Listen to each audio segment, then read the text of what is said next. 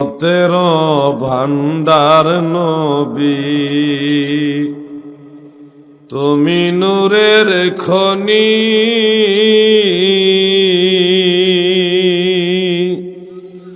প্রেম কইরাছেন তোমার সঙ্গে ও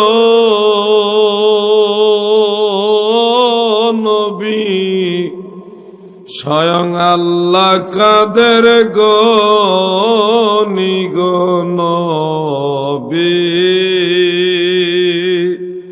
নবী তুমি ইমামুল আম্বিয়া, নবী তুমি ইমামুল। এমন একজন নবীর উম্মত হতে পেরে মহান আল্লাহ তাআলার শাহী দরবারে আবারও শুকরিয়া দান বলি আলহামদুলিল্লাহ। আজকে কেশবপুরের সুন্নি সম্মেলনে আলোচনার জন্য বিষয়বস্তু নির্দিষ্ট করে আমাকে দেওয়া হয়নি, সেই সুবাদে আমি তরিকতের উপরে কিছু কথা বলবো ইনশাআল্লাহ। যদি বিষয়বস্তু দেওয়া হয় সেটা আমি সম্মানের সাথে গ্রহণ করব। যেহেতু সুফি সম্মেলন, সুফি মানে কি এটা আমাদের একটু বোঝা দরকার। সুফি শব্দটার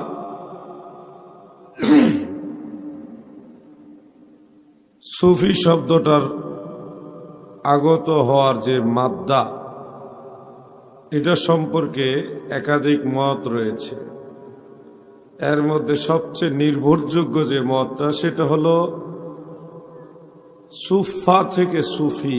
আহলে সুফা যে সাহাবায়ে কেরাম ছিলেন, যারা অত্যন্ত দরিদ্র ছিলেন, হত দরিদ্র ছিলেন, কিন্তু রাসূল পাক সাল্লাল্লাহু আলাইহি সাল্লামকে সবচেয়ে বেশি ভালোবাসতেন, নবীজির কাছেই সবসময় থাকতেন, প্রথম কাতারে দাঁড়িয়ে নামাজ পড়তেন, সব সময় তাকবীরে উলার সাথে নামাজ পড়তেন, সব সময় নবীজির কাছে বসে থাকতেন। তিনাদের গায়ে ভালো কাপড় ছিল না, কিন্তু রাসূল পাকের মহব্বতে সিনাটা ভরা ছিল। সুবহানাল্লাহ বলেন। এমন সাহাবী যারা আহলে সুফা হিসেবে প্রসিদ্ধ, যাদের ভালো কাপড় ছিল না, এমনও সাহাবী ছিল শরীরটা ঢাকলে পা দুইটা খালি থাকতো, আবার নিচের দিকে ঢাকলে উপরের দিকটা খালি থাকতো। এরকম কষ্টে জীবন যাপন করতেন, কিন্তু সবচেয়ে বেশি আল্লাহওয়ালা ছিলেন, সবচেয়ে বেশি মদিনাওয়ালাকে ভালোবাসতেন। এই সাহাবীদেরকে বলা হয় আহলে সুফা। তাদের সংখ্যা ছিল 70 থেকে 80 জন। এই সাহাবায়ে কেরামের যে সুফা শব্দটা, ওখান থেকে আসছে সুফি। আমাদের সমাজে যারা তরিকতপন্থী, তরিকত এই শব্দটাও কোরআন থেকে এসেছে। আমাদের অনেক শিক্ষিত ভাইরা মনে করে তরিকা বলতে ইসলামে কিছু নাই, এগুলি সব কমার্শিয়াল চিন্তাধারা ইত্যাদি। নাউজুবিল্লাহ। অনেক সময় বলে থাকে এটা ভণ্ডামি, এ ধরনের কথা অনেকে বলে ফেলে। তো তাড়াহুড়া করে কোনো কথা বলবেন না। তরিকত এটা এমন একটা সাবজেক্ট, যে সাবজেক্টে মানুষ মদিনাওয়ালার আদর্শকে বাস্তবায়ন করেন, মদিনাওয়ালার সুন্নতকে বাস্তবায়ন করেন। রাসূল পাকের গোটা জিন্দেগিটা মুমিনের জীবনে প্র্যাকটিক্যাল রূপ দিতে হলে তরিকত আপনার জীবনে লাগবে, এছাড়া বিকল্প কোনো রাস্তা নাই। আপনারা হয়তো তরিকত বিষয়টা বুঝেন না, এই জন্য হয়তো মনে করতেছেন এটা কোরআন হাদিসের বাইরের জিনিস। প্রিয় ভাই আমার, তরিকা আরবি শব্দ, যেটার সমর্থক আরেকটা শব্দ হলো সাবিলুন।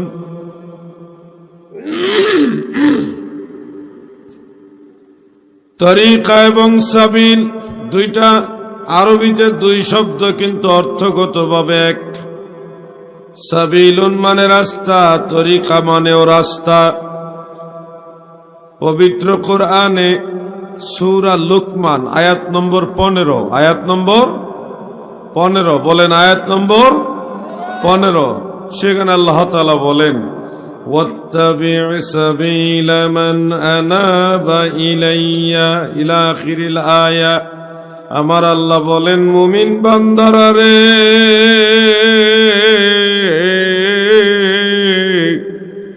তোমরা ওই রাস্তা, ওই তরিকা অনুসরণ করো, ওই সাবিল অনুসরণ করো, যে রাস্তায় আমার মায়ার বান্দারা আমার দিকে চলে এসেছে। আমার আল্লাহ বলেন, আমার ওলিরা যেই পথে এসেছে, তোমরা সবাই ওই রাস্তা অনুসরণ করো। সুবহানাল্লাহ। তাহলে আমরা কি বুঝলাম? একটা রাস্তা অনুসরণ করার আদেশ দিলেন আল্লাহ, একটা রাস্তা অনুসরণ করার আদেশ দিলেন আল্লাহ। ওয়াত্তাবি, অনুসরণ করো। সেই রাস্তাটাকে বলা হয় তরিকা। বলেন, কি বলা হয়? তরিকা। এই তরিকা আরো অনেক দৃষ্টিকোণ থেকে নেওয়া যায়। সুশীল সমাজের কিছু কুশীল ভাইয়েরা আছেন। ভাই, এই একটা চা দিস, আল্লাহ না করো, আমরা যাও, তুমি চা দিয়ে ওয়াজ নষ্ট করতে আইছো, যাও। জিকির করেন লা ইলাহা, মোহব্বতে লা ইলাহা।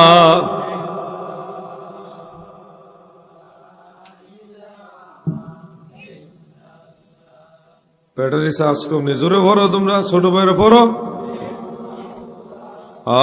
লা ইলাহা ইল্লাল্লাহ, লা ইলাহা,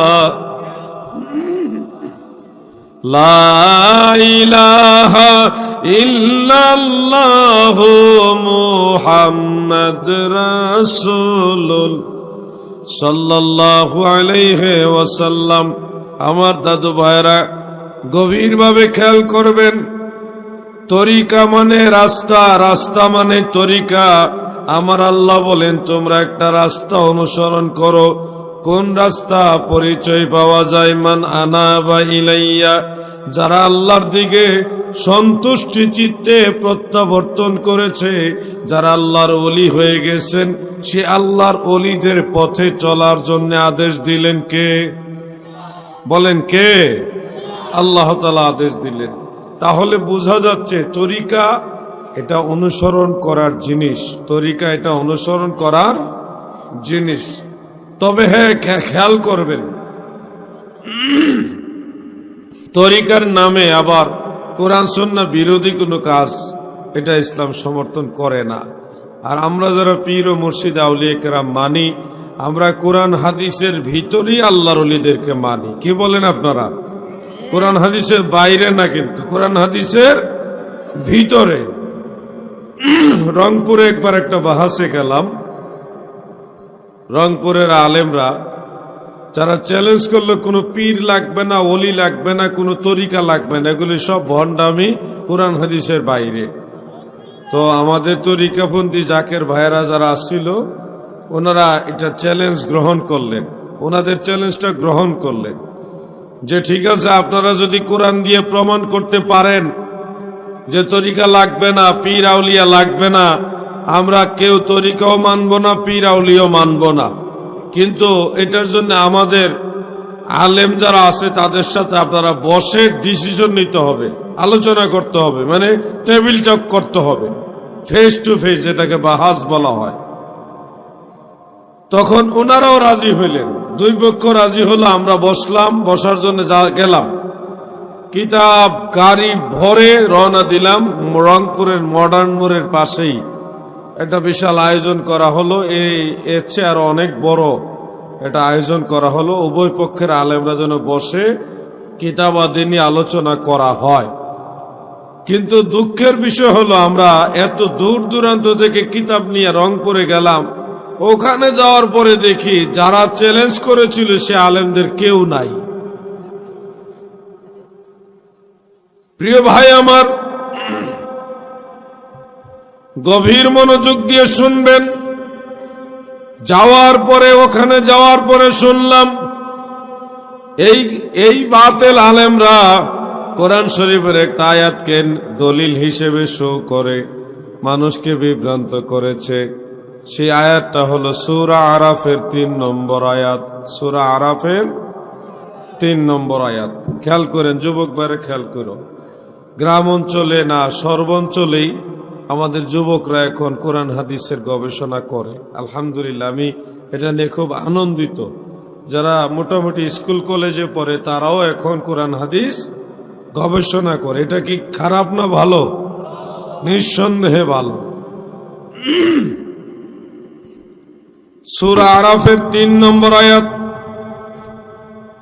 ইকুটা কমাও না রে ভাই, আমার কথা বলতে ডিস্টার্ব হইতেছে। তুমি এই লাফালাফি দিও না, লাফালাফি আমি দেখতারি না। টোটাল বন্ধ করে ইকু, আরেকবার যেন বলা না লাগে। বন্ধুরা আমার, দাদু ভাইরা আমার, সূরা আরাফের 3 নম্বর আয়াতে মহান আল্লাহ তাআলা বলেন, ইত্তাবিউ মা উনজিলা ইলাইকুম মির রাব্বিকুম ওয়া লা তাত্তাবিউ মিন দুনিহি আউলিয়া কালিলাম মা তাযাক্কারুন। আল্লাহ তাআলা বলেন, ঈমানদারেরা, তোমাদের উপরে তোমাদের রবের কাছ থেকে যা নাজিল করা হয়েছে তার অনুসরণ করো, মানে কোরআনের অনুসরণ করো। ওয়ালা তাত্তাবিউ মিন দুনিহি আউলিয়া, তোমরা আল্লাহ ব্যতীত কোন ওলিয়া উলিয়ার অনুসরণ কইরো না। এই কথাটা আছে, দেখবেন আপনারা কোরআন শরীফে আছে। এই আয়াতটা দিয়ে রংপুরবাসীকে বিভ্রান্ত করা হয়েছে। বলা হয়েছে যে কোরআনের মধ্যে আছে কোনো পীর ওলি লাগবে না। কোরআনের মধ্যে আছে, কোরআন আয়াত দেখায় মানুষকে বুঝাইছে যে কোনো পীর ওলি লাগবে না। তখন সাধারণ মানুষ চিন্তা করলো, কোরআনে যদি থাকে পীর লাগবে না, তাইলে এটার তো আর কোনো উত্তর দেওয়া যাবে না। কোরআনের বিরুদ্ধে যাওয়া যাবে? যুবক ভাইরা কথা বলেন, যাবে? কোরআনের বিরুদ্ধে যাওয়ার কোনো সুযোগ নাই। তো ওই আলেমরাও খুব খুশি যে কোরআনের মধ্যে আছে কোনো পীর লাগবে না, কোনো অলি লাগবে না, অতএব এটা নিয়ে কেউ বাহাস করে পারবে না আমাদের সাথে। যখন আমরা রাজি হয়ে গেছি বাহাসে যাওয়ার, তখনই তারা চিন্তা করছে ঘটনা কি। ওনারা রাজি হয়ে গেলে তখন তারা নিশ্চয়ই গবেষণা করছে, কইরা দেখছে যে তারা শেষ পর্যন্ত টিকতে পারতো না, এই জন্য তারা আর বাহাসে আইছে না। আমি আপনাদেরকে খটকাটা ভাঙা দেই, খুব খেয়াল করে শুনবেন।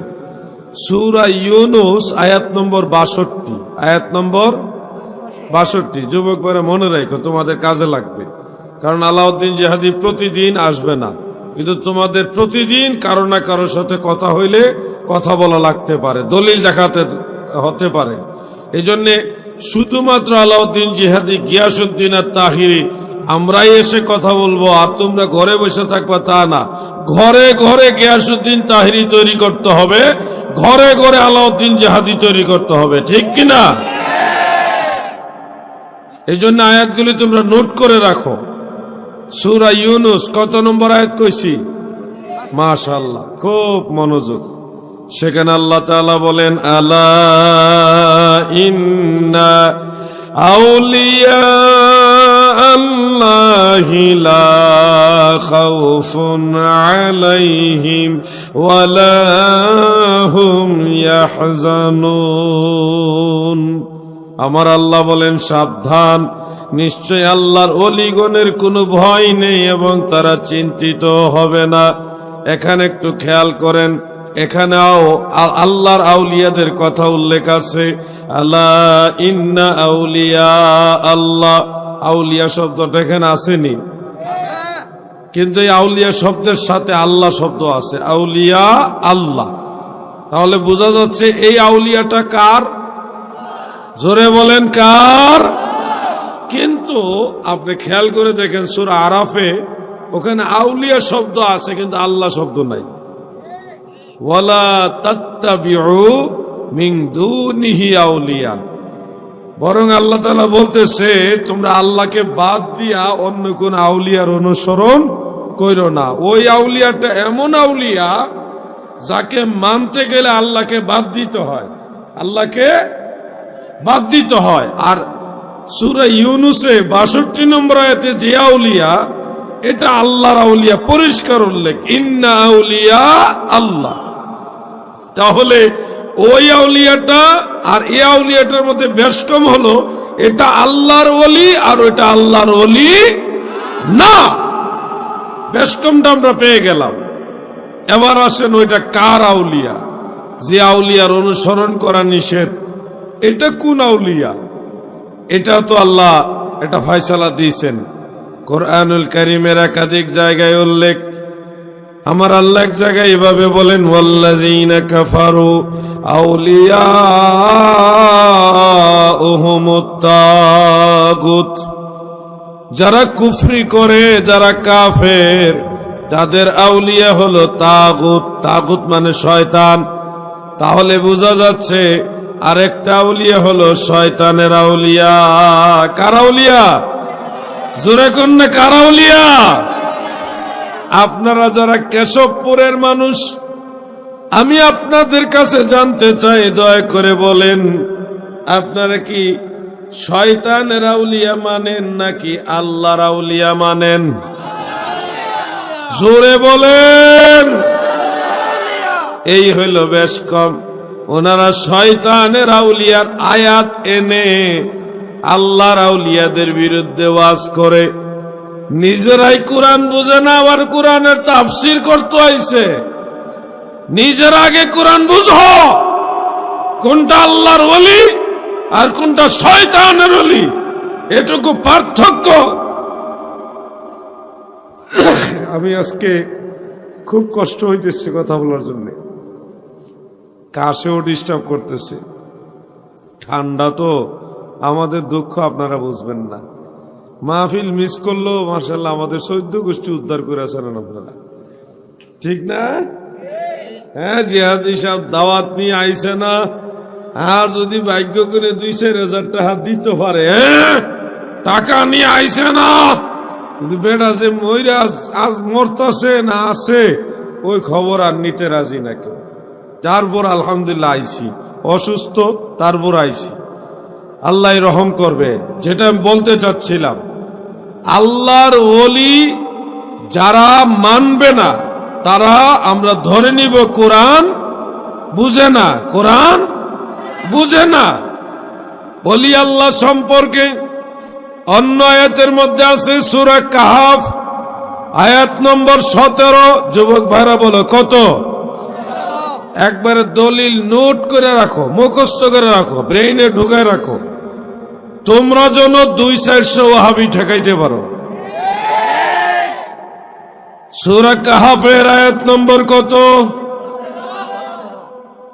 আমার আল্লাহ সেখানে বলেন, মান ইয়াহদিয়াল্লাহু ফাহুয়াল মুহতাদি ওয়া মান ইউদলিল ফালান তাজিদা লাহু ওয়ালিয়াম মুরশিদা।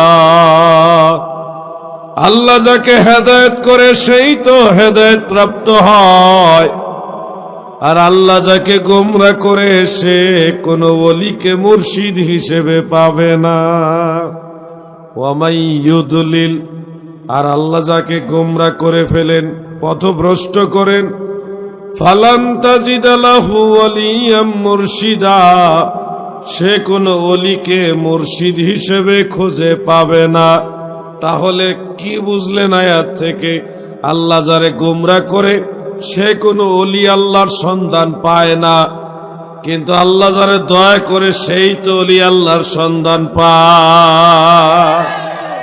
আল্লাহ যারে দয়া করে না, হেদায়েত করে না, তার কোনো ওলি নাই, তার কোনো মুর্শিদ নাই। আর আল্লাহ যাকে হেদায়েত করে সে ওলি আল্লাহর সন্ধান পায়। এটা হলো কোরআনের কথা। আমি একবার আপনাদের দোয়ার বরকতে খুলনা একটা মাহফিলে গিয়েছিলাম। খুলনা শহরেই এই রূপালী ব্যাংক, সোনালী ব্যাংক পাশাপাশি এই মাহফিলে গিয়ে দেখি, ভাইজান সাংবাদিক বেলাল ভাই, উনি জানবেন, চিনবেন নিশ্চয়ই। ওখানে গিয়ে দেখি ভাই রোডের মাঝখানে মাহফিল, বড় রোড, এরকম না, এই যে হাইওয়ে রোড না, এর চেয়ে 3 গুণ বড় রোডটা। তো ওই মাঝামাঝি রুট ডিভাইডার আছে, তো রাস্তার এক পাশে হইল সব ওহাবি, তো কয়েক হাজার ওহাবি, আর এই পাশে হইল কিছু সুন্নি। আর আমি স্টেজে পিছনে হইল কমপক্ষে 6 খানেক পুলিশ। পরিবেশটা কেমন?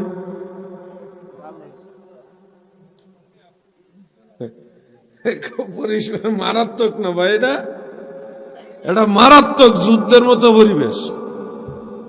আমি ওয়াজ করতে গেলাম, মঞ্চে বসলাম, প্রশাসন সাপোর্ট দিতেছে। যারা নজদি ওয়াহাবি তাদের দাবি হইল যে আমরা ওয়াজ শুনবো, ভুল পাইলে ধরব, ভুল পাইলে ধরব। তারার এলাকা, তারার ক্ষমতা বেশি, তারা এই শর্ত দিয়ে মাহফিল করাইতেছে।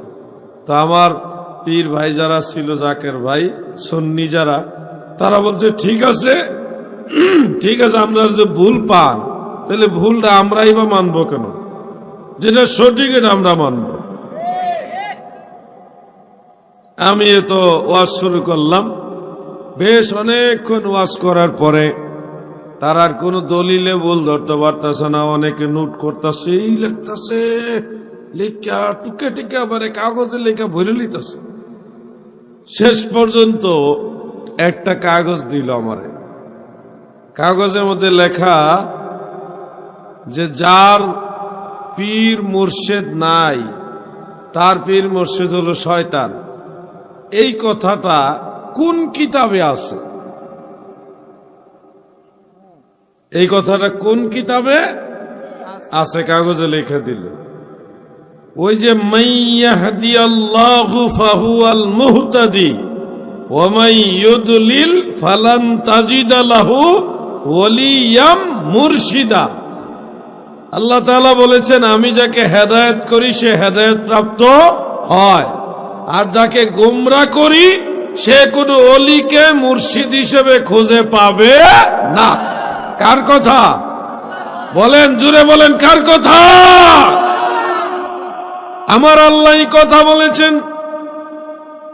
আমি এই আয়াতে কারিমাটা সামনে নিয়ে আসলাম। আয়াতে কারিমার ব্যাখ্যা তাফসীর করলাম, হাদিস থেকে কিছু ব্যাখ্যা দিলাম। মান মাতা বিগাইরি ইমামিন মাতা মাইতাতাল জাহিলিয়া।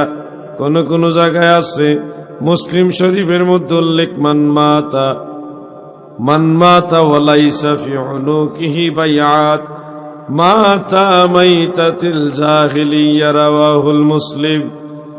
আল্লাহর হাবিব বলেন, যে মারা গেল যার কোনো ইমাম নাই, যার কোনো পথ প্রদর্শক নাই, মানে মুর্শিদ নাই, সে জাহিলি যুগের মতো মরল। নাউজুবিল্লাহ বলেন। এরকম আর অনেকগুলি দলিল দিয়ে বিষয়টা ক্লিয়ার করলাম। আল্লাহ যারে হেদায়েত করে সেই তো ওলি আল্লাহকে মুর্শিদ হিসেবে খুঁজে পাবে, এটাই কোরআন সুন্নাহর কথা। তবে আমি ওনাদেরকে জিজ্ঞাসা করেছিলাম, ভাইজান আমি তো ব্যক্তিগতভাবে অমুক দরবার বিশ্ব জাকের মন্দিরের খাদেম, আপনারা যারা প্রশ্ন করেছেন দয়া করে বলেন তো আপনারা কোন দরবারের লোক অথবা কোন সংগঠনের লোক? তখন তারা তো লোক বেশি, তারা লোক আমাদের চাইতে অনেক বেশি। তারা বলতেছে, ডোন্ট মাইন্ড প্লিজ, ওনারা যেটা বলেছে সেটা আমি শোনাচ্ছি। ওনারা বললেন যে আমরা চরমোনাই দরবারের মুজাহিদ। কোন দরবারের? চরমোনাই দরবারের। তখন আমি খুব খুশি হয়ে বললাম যে ভাই সাহেব, তাহলে তো বিষয়টা সহজ হয়ে গেল। চরমোনাই দরবারের কিতাবের মধ্যে ওই কথা আছে, মান লাইসা লাহু শাইখুন ফা শাইখুহু আশ-শাইতান। যার মুর্শিদ নাই তার মুর্শিদ হলো শয়তান। এটা চরমোনাই কিতাবের মধ্যে আছে। কোন কিতাবে আছে? আমি 2-3টা কিতাবের নাম বলে দিয়েছি, আপনাদেরকে বলে দেই। ভেদে মারেফত, এই হলো একটা। আরেকটা হলো আশেক মাসুক ও ইশকেলাহি। এরপরে আরেকটা হলো এমদাদুস সুলুক। এটার অনুবাদ করেছে চরমোনাইর মুজাহিদ প্রকাশনী থেকে, লিখেছেন দেওবন্দের বিখ্যাত আলেম মাওলানা রশিদ আহমদ গাঙ্গুহি সাহেব। আর এটার অনুবাদ করেছে চরমোনাই দরবার থেকে আমি 3-4টা কিতাব দিয়ে বললাম এই সবগুলি কিতাবে এটা লেখা আছে, মান লাইসা লাহু শাইখুন ফাশাইখুহু আশ-শায়তান, যার শায়েখ নাই মানে পথপ্রদর্শক নাই তার শায়েখ হলো শয়তান। এটা শুধু ওনারা বলে নাই, ইমাম ফখরুদ্দিন রাজি রহমাতুল্লাহ আলাইহি তিনিও বলেছেন, হযরতে বাইজিদ বুস্তামি রহমাতুল্লাহ আলাইহি, হযরতে জুনায়েদ বাগদাদি রহমাতুল্লাহ আলাইহি, ওনারা সবাই বলেছেন সনদ সহকারে রিসালায়ে কুশাইরিয়া, সেই কিতাবটা আজ থেকে 1100 বছরের আগের কিতাব। কয়শো বছর? 1100 বছরের আগের কিতাব রিসালায়ে কুশাইরিয়ার মধ্যেও ইমাম আবুল কাসেম কুশাইরি রহমাতুল্লাহ আলাইহি তিনি উল্লেখ করেছেন সনদ সহকারে, মান লাইসা লাহু শাইখুন ফাশাইখুহু আশ-শায়তান, যার মুর্শিদ নাই রে তার মুর্শিদ হলো শয়তানের মুর্শিদ, বিনে খোদা মিলে না, মুর্শিদ বিনে খোদা মিলে না রে মন দেওয়ানা, মুর্শিদ ধরে কর সাধনা। মুর্শিদ এমন একটা জিনিস যেটার অনুসরণ ছাড়া আপনি মদিনাওয়ালার তরিকা বুঝতে পারবেন না। যুবক ভাইরা বলবেন মুর্শিদের কথাটা বললেন, এটা বুঝতে হয়তো কঠিন। আপনারা দেখেন ইদানিং কিছু লোক বের হয়েছে যারা শায়েক মানে, কি মানে? শায়েক, অন্ধভাবে শায়েকদের কথা গ্রহণ করে। কিন্তু আমি আপনাদেরকে যেটা বোঝাতে চাচ্ছি, আরবের ভাষায় যেটা শায়েক, বাংলাদেশে ওটাকে বলে পীর। বাংলাদেশে কি বলে? পীর। আরব দেশে এটারে কি বলে এটা আপনারা জানেন কেউ? কুরসি বলে। কুরসি কি বলে? কুরসি। কিন্তু বাংলাদেশে কি বলে? চেয়ার। ভাষার বেশ কম, কিন্তু জিনিস কয়টা? একটা। আরব দেশে বলে শায়েক, বাংলাদেশে বলে পীর। এখন বাংলাদেশে এসে নিজেরা শায়েক দাবি করে, আবার পীর মানে না। তো কি দাবি করে কি মানে না, এটা বুঝাই তো মুশকিল হয়ে গেছে। লাউ সিনে কদু সিনে না, এগুলি ভাষা জ্ঞানের অভাব। বাংলাদেশে এসে কই আমি শায়েক, শায়েক অমুক, শায়েক তমুক। পীর মুরিদি করা যাবে না, তরিকা মানা যাবে না, এই ওয়াজ করে। সবচেয়ে আশ্চর্য বিষয় হলো যুবক ভাইরা, তোমরা আশ্চর্য হইবা, আমার কাছে একটা ভিডিও আছে, তোমরা চাইলে আমি দিতে পারবো, পার্সোনাল দেখা করলে ভিডিওটা দিব। যারা এই ধরনের কথা বলে যে পীর মুরিদি শিরিক, পীর মুরিদি হারাম, পীর মুরিদি ভণ্ডামি, এটা যারা বলে যেটা কোরআন হাদিসে নাই, তাদের সবচেয়ে বড় শায়েক, সবচেয়ে বড় শায়েক যিনি বা যিনার লোকেরা এই পর্যন্ত পীর মুরিদির বিরুদ্ধে ফতোয়া দিল, তিনি নিজেই এই গত কিছুদিন আগে আহলে হাদিসের সব লোক জমাইয়া বায়াত করাইতেছে, মুরিদ করাইতেছে। তাইলে উনি যে এতদিন বলল পীর মুরিদি শিরিক, ওনার ফতোয়ায় উনি তো নিজেই মুশরিক, ওনার ফতোয়ায় উনি নিজেই কি মুশরিক। ভিডিওটা দেখে আমি আশ্চর্য হয়ে গেলাম। তিনি আবার কোরআনের আয়াত দলিল দিতেছেন যে ইন্নাল্লাযীনা ইউবাইউনাকা ইন্নামা ইউবাইউনাল্লাহ ইয়াদুল্লাহি ফাওকা আইদিহিম। আয়াতে কারিমা পড়ে রাদিতু বিল্লাহি রাব্বান ওয়া বি মুহাম্মাদিন নাবিয়্যান ওয়া রাসূলা ওয়া বিল কুরআনি ইমামান ওয়া বিল ইসলামি দীনান, এগুলি পড়ে পড়ে লোকদেরকে বায়াত করাইতেছে হাতে হাত রাখা। তাহলে এতদিন যে বায়াতের বিরুদ্ধে তারা কথা বলেছে, এ থেকে বোঝা গেল এরা আসলে বায়াত বিরোধী হয়ে মানুষের ঈমান নষ্ট কইরা এখন আবার বুঝা শুনে লাইনে আসতেছে।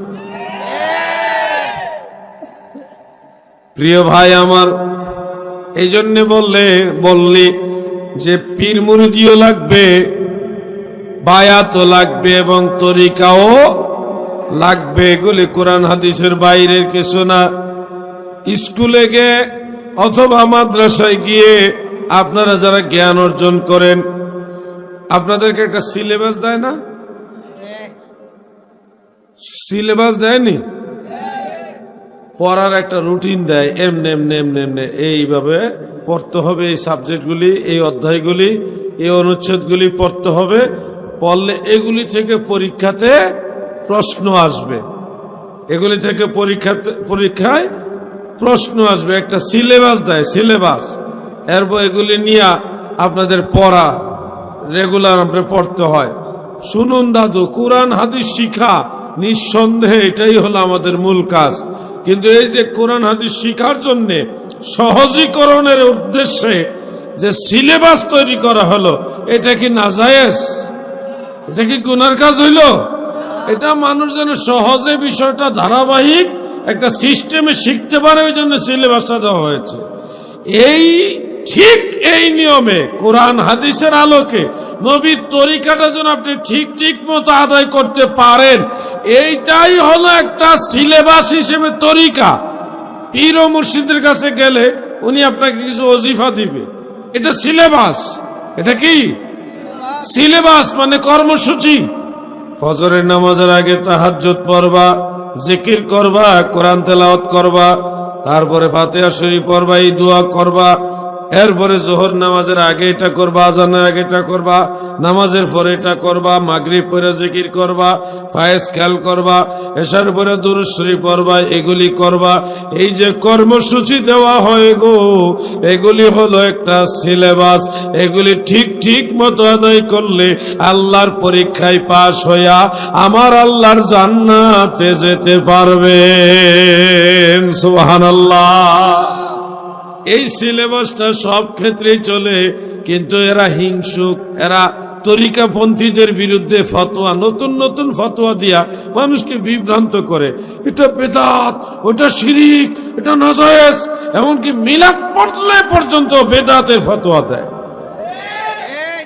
আশ্চর্য হই, অনেক বিষয় আছে বলে সাহাবায়ে কেরাম করেনি, আমরা কেন করব? সাহাবায়ে কেরাম করেনি, আমরা কেন করব? কথাটা খুব সুন্দর, কিন্তু আপনার এই কথার আলোকে আমিও দুই একটা কথা বলি। মসজিদে নামাজ পড়তে যান, কাতার বন্দী হওয়ার জন্য, কাতার সোজা করার জন্য একটা দাগ আসেনি?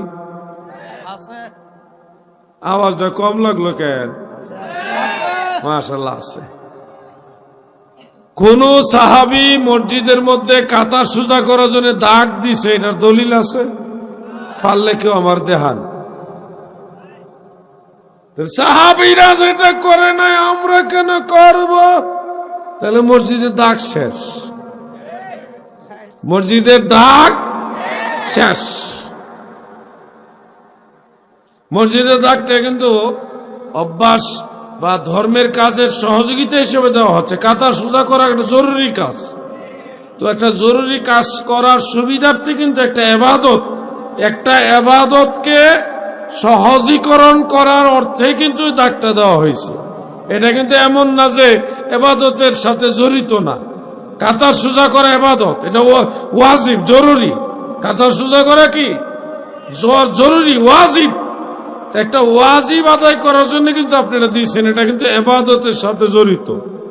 তাহলে মসজিদের কাতার সাহাবীরা দেয়নি, আমরা কেন দিলাম? উত্তর হলো, আমরা কাতারটা সোজা করার সুবিধার জন্য দাগটা দিয়েছে। এটা খারাপ কাজ না, এটা একটা ওয়াজিব আদায় করার জন্য সহযোগিতা করে, এবং মুসলমানরা এটা করে, এটার বিরোধিতা কেউ করে না। মুসলমানরা এটা করে, এই লেখটা। তাহলে মুসলমানরা করে দিকে আমরা করি।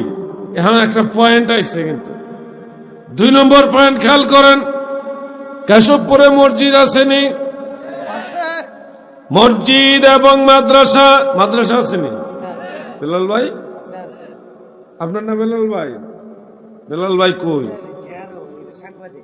একরকম লাগে দুইজন।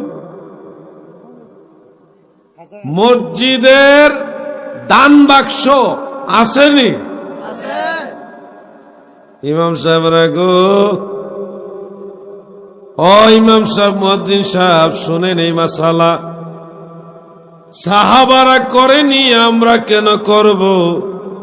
এটা যদি বলেন, তাহলে সবগুলি হাদিস গবেষণা কইরা দেখেন, মসজিদে দান বাক্স কোন সাহাবী চালায় নাই। তাহলে দান বাক্স কি করবেন? তাহলে দান বাক্স সাহাবারা যেটা করে নাই আমরা কেন করব? ওই কথা নিলে দান বাক্স, দান বাক্স কি? আসলে দান বাক্স নাজায়েজ না। দান করা নিঃসন্দেহে উত্তম কাজ, সওয়াবের কাজ। দান করা কি সওয়াবের কাজ? দান করা কি এটা সওয়াবের কাজ? করতে গিয়ে আপনি সহযোগী হিসেবে আপনি বাক্সটা চালাইলেন, এটা কিন্তু একটা ভালো কাজে সহযোগিতা করতেছে। এটা ইসলামের বিরোধী না। কোনো একটা সওয়াবের কাজ বা একটা সুন্নাহকে রহিত করে দিচ্ছে না, বাতিল করে দিচ্ছে না, বরং একটা সওয়াবের কাজকে আপনার সহযোগিতা করে দিচ্ছে, আপনারা যেন দানটা করতে পারেন। তাহলে মিয়া ভাই আমার, সাহাবীরা করে নাই, আমরা কেন করব? তাইলে তো দান বাক্স, দান বাক্স আমরা কেন দেই? পূর্বশ্বরী মুসলমানেরা দান করার সুবিধার্থে বাক্সটা চালাইছে, তারা করছে, আমরাও তাদেরকে অনুসরণ করে এটা করি। মুসলমানরা করছে এই জন্যে আমরা করি। কথাটা বুঝতেছেন না আপনারা? মুসলমানরা করছে এই জন্যে আমরা করি। ও কেশবপুরের মুসলমান, মন দিয়ে শুনো, 3 নম্বর কথাটা শুনেন। আলিয়া মাদ্রাসা অথবা কওমি মাদ্রাসা, আলিয়া মাদ্রাসা অথবা কওমি মাদ্রাসা, বিভিন্ন ক্লাস আছে। এই 5 পাস, ইবতেদায়ী পাস করলেন, তারপরে দাখিল পাস, তারপরে আলেম পাস, তারপরে ফাজিল পাস, এরপরে কামিল পাস। কামিলে গিয়ে আবার হাদিস বিভাগ আছে, তাফসির বিভাগ আছে, আদব বিভাগ আছে, ফিকহ বিভাগ আছে। আবার দেখা গেছে ইদানিং অনার্স আছে, অনেক সাবজেক্ট বের হয়ে গেছে। এই যে সিস্টেমটা, কওমি মাদ্রাসা আছে বিভিন্ন ক্লাস, যেমন নাহমির আছে, হেদায়া আছে, সরেবেকে আছে, জালালাইন আছে, মেশকাত আছে, দাওরায়ে হাদিস আছে, অনেকগুলি ক্লাস আছে। সিস্টেমটা বলেন তো, সাহাবারা এই সিস্টেমে মাদ্রাসা পড়ছেনি? জোরে কোন, আরো জোরে কোন। যেহেতু সাহাবারা না করলে আপনারা করতেন না, সাহাবারা না করলে আপনারা করতেন না, তাহলে মাদ্রাসার পড়া কি হইব?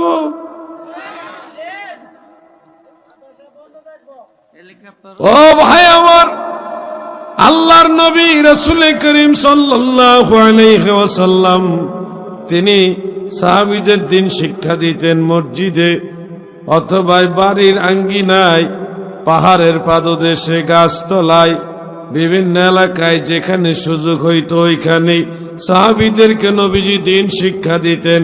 কিন্তু আমরা তো ওই পদ্ধতিতে দিন শিখি না, আমরা সুনির্দিষ্ট একটা সিলেবাসে, একটা ক্লাসিফিকেশনের সিস্টেমে চলে আসছি।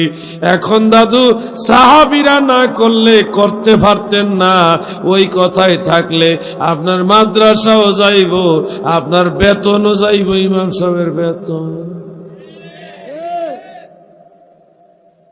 মুয়াজ্জিন সাহেবের বেতন যাইব রে ভাই, যাইব। কারণ কোন সাহাবী বেতন নিয়ে ইমামতি করে না, একেবারে সব যাইব রে ভাই। ও ভাই আমার, এই জন্য বলবো, ইমাম সাহেবের বেতন নিঃসন্দেহে সওয়াবের কাজ, মুয়াজ্জিন সাহেবের বেতন দেওয়া এটাও সওয়াবের কাজ। কিন্তু ভাই আমার, সাহাবীরা না করলেই করা যাবে না, এই কথা যদি তুমি বলো, তাহলে আমাদের ইমাম সাহেবরা, মুয়াজ্জিন সাহেবরা কই যাইব, কি করব? তুমি তো মসজিদের ইমাম খুঁজা পাইবা না, ঠিক কিনা? এই জন্য বলবো, আন্দাজের উপরে কিছু ফতোয়া দিয়েন না। সাহাবারা করে নাই এরকম বহু কাজ জায়েজ আছে, অনেক কাজ আছে, যার মধ্যে কয়েকটা উদাহরণ আমি দিলাম। ও দাদু আমার, ইসলামে ওই কাজগুলি জায়েজ যেই কাজগুলিকে কোরআন, সুন্নাহ, ইজমা এবং কিয়াস চার দলিলের যে কোনো একটা দলিল দ্বারা সমর্থন করেছে। ধরেন কোরআনে আছে, হাদিসে না থাকলে অসুবিধা নাই। আবার ধরেন কোরআনে স্পষ্ট সমাধান নাই, হাদিসে আছে, এখানে আর কোনো কথা বলার দরকার নাই। এক জায়গায় থাকলে হইল। কোরআন হাদিসে সুস্পষ্ট নাই, ইজমা এবং কিয়াসে আছে। অতএব যে কোনো একটা জায়গায় যদি এর পক্ষে দলিল থাকে, ইশারাতুন নস, দালালাতুন নস, ইবারাতুন নস, ইক্তিদাউন নস, যে কোনো একটা নস দলিলে যদি বলে এটা জায়েজ, তাহলে আর আপনার এত কথা বলার সুযোগ, সাহাবারা করছে কিনা, তাবিঈরা করছে কিনা, এই কথাগুলি আসবে না। যদি কোরআন হাদিস এটা সমর্থন করে, কোনো না কোনো ভাবে যদি সমর্থন করে, তখন যেমন মহিলাদের সিজার করেন না আপনারা, মুরব্বীরা কি মহিলাদের বাচ্চা প্রসবের সময় সিজার করেন না? কোন সাহাবী কি সিজার করাইছে? তো এটা দলিল আইলো কই থেকে? এটা দলিল এসে কিয়াস থেকে, ফকিগণের কিয়াস থেকে। কিয়াসের আলোকে কোরআন হাদিস থেকে এটা প্রমাণ হয় এটা নাজায়েজ না, এটা জায়েজ। মানুষের প্রয়োজনে এবং ইসলামের আলোকে এটা জায়েজ। এজন্য সরাসরি কোরআনের আয়াতে তার সিজন নাই। এখন যারা বলবে সাহাবীরা করে নাই, আমরা কেন করব? তোমা ও হুজুর, তোমার বউ যদি সিজার করা লাগে, তুমি কি করবা? এই জন্য বলবো কোরআন হাদিসের মূলনীতিগুলি আমাদের বুঝতে হবে। যারা মূলনীতি বুঝে না, এরা একটা ফতোয়া দেয় কিতাবুল আনতাস থেকে। কিতাবুল আনতাস থেকে একটা ফতোয়া দিয়া এটা ভেজাল লাগাই দেয়। দুইটা সহি হাদিস শুনে রাখেন, দুইটা সহি হাদিস। বলেন কি হাদিস? সহি হাদিস। একটা হাদিস উল্লেখ রয়েছে মুয়াত্তা মালিক শরীফে, মওকুফ রূপে হযরত আব্দুল্লাহ ইবনে মাসউদ রাদিয়াল্লাহু আনহু থেকে বর্ণিত, এবং এই হাদিসটা মারফু ভাবে মুয়াত্তা ইমাম মুহাম্মদের মধ্যে উল্লেখ। মিশকাতের সরা মিরকাতের মধ্যে আরো বহু কিতাবে মারফু ভাবে উল্লেখ রয়েছে। তারিখে বাগদাদের মধ্যে হযরত আনাস রাদিয়াল্লাহু আনহু থেকে বর্ণিত রয়েছে। আর অনেক কিতাবে আছে আমার দয়াল নবীজি থেকে বর্ণিত। অথবা সাহাবায়ে কেরাম বলেছেন, মা রাআল মুসলিমুনা হাসানান ফাহুয়া ইনদাল্লাহি হাসান। মুমিন মুসলমানেরা যেটা ভালো মনে করে, সেটা আমার আল্লাহর দরবারেও ভালো। সুবহানাল্লাহ। অর্থাৎ মুস্তাহিদ তবকার মুমিন বান্দারা কোরআন হাদিসের ইস্তেহাদ করে, গবেষণা করে, কিয়াসের আলোকে যেটা ভালো বলে রায় দেয়, এটা আমার আল্লাহর দরবারেও ভালো বলে স্বীকৃতি পায়। যেমন ধরেন, বোঝানোর জন্য বলছি, এই যে মানুষ মারা গেলে আমরা অনেক সময় একটু লোকজন জড়ো করে একটু সিন্নির, একটু তবারক খিচুড়ি অথবা ফিন্নি রান্ধি, রাইন্দা মানুষের ডাক দেয় না, বাচ্চা কাচ্চারা ডাক দেয় না, খাওয়াই। এরকম আসেনি আপনাদের এলাকায়? আমাদের এলাকায় আছে। এই জিনিসটা হুবহু সাহাবায়ে কেরাম করেন নাই, হুবহু করেন নাই, কিন্তু এই জিনিসটার সমর্থন আছে। নবীজিকে প্রশ্ন করা হলো, ইয়া রাসূলুল্লাহ, আইয়ুল ইসলামি খায়রুন, ইসলামে কোন জিনিসটা সবচেয়ে উত্তম? নবীজি বললেন, ক্বালা তুতিমুত তাআম, মানুষকে খাবার দেওয়া হলো সর্বোত্তম কাজ। এই যে হাদিসটা, এটা মুতলাক আদেশ, মুতলাক রুখসত। এই জন্যে মানুষকে খাবার দেওয়া, ওই নিয়তে যদি আপনি খিচুড়ি বা অথবা বিরিয়ানি অথবা সিন্নি ফিন্নি যেটাই রান্ধেন, রাইন্দা যদি মানুষের ডাক দিয়ে খাবার দিয়ে দেন, এই সিস্টেমটা যদিও সাহাবীদের জামানায় ছিল না, কিন্তু হাদিস দ্বারা এটার সমর্থন পাওয়া যায়। এই জন্যে আপনি মানুষের খাওয়াইলে জায়েজ হবে। সুবহানাল্লাহ। এগুলি হলো কিয়াস, কিয়াস, ইজতিহাদ। এগুলি বুঝতে হবে। না বুঝে অযথা ফতোয়া দিয়ে সাধারণ মুসলমানকে বিভ্রান্ত করবেন না। আল্লাহর দোহাই লাগে, আপনি কি বুঝেন দিন? আপনার চাইতে হাজার গুণ বস্তু ইমামগণ, মুস্তাহিদগণ, মুজাদ্দিদগণ, আল্লাহ ওলিগণ, ঠিক না ঠিক?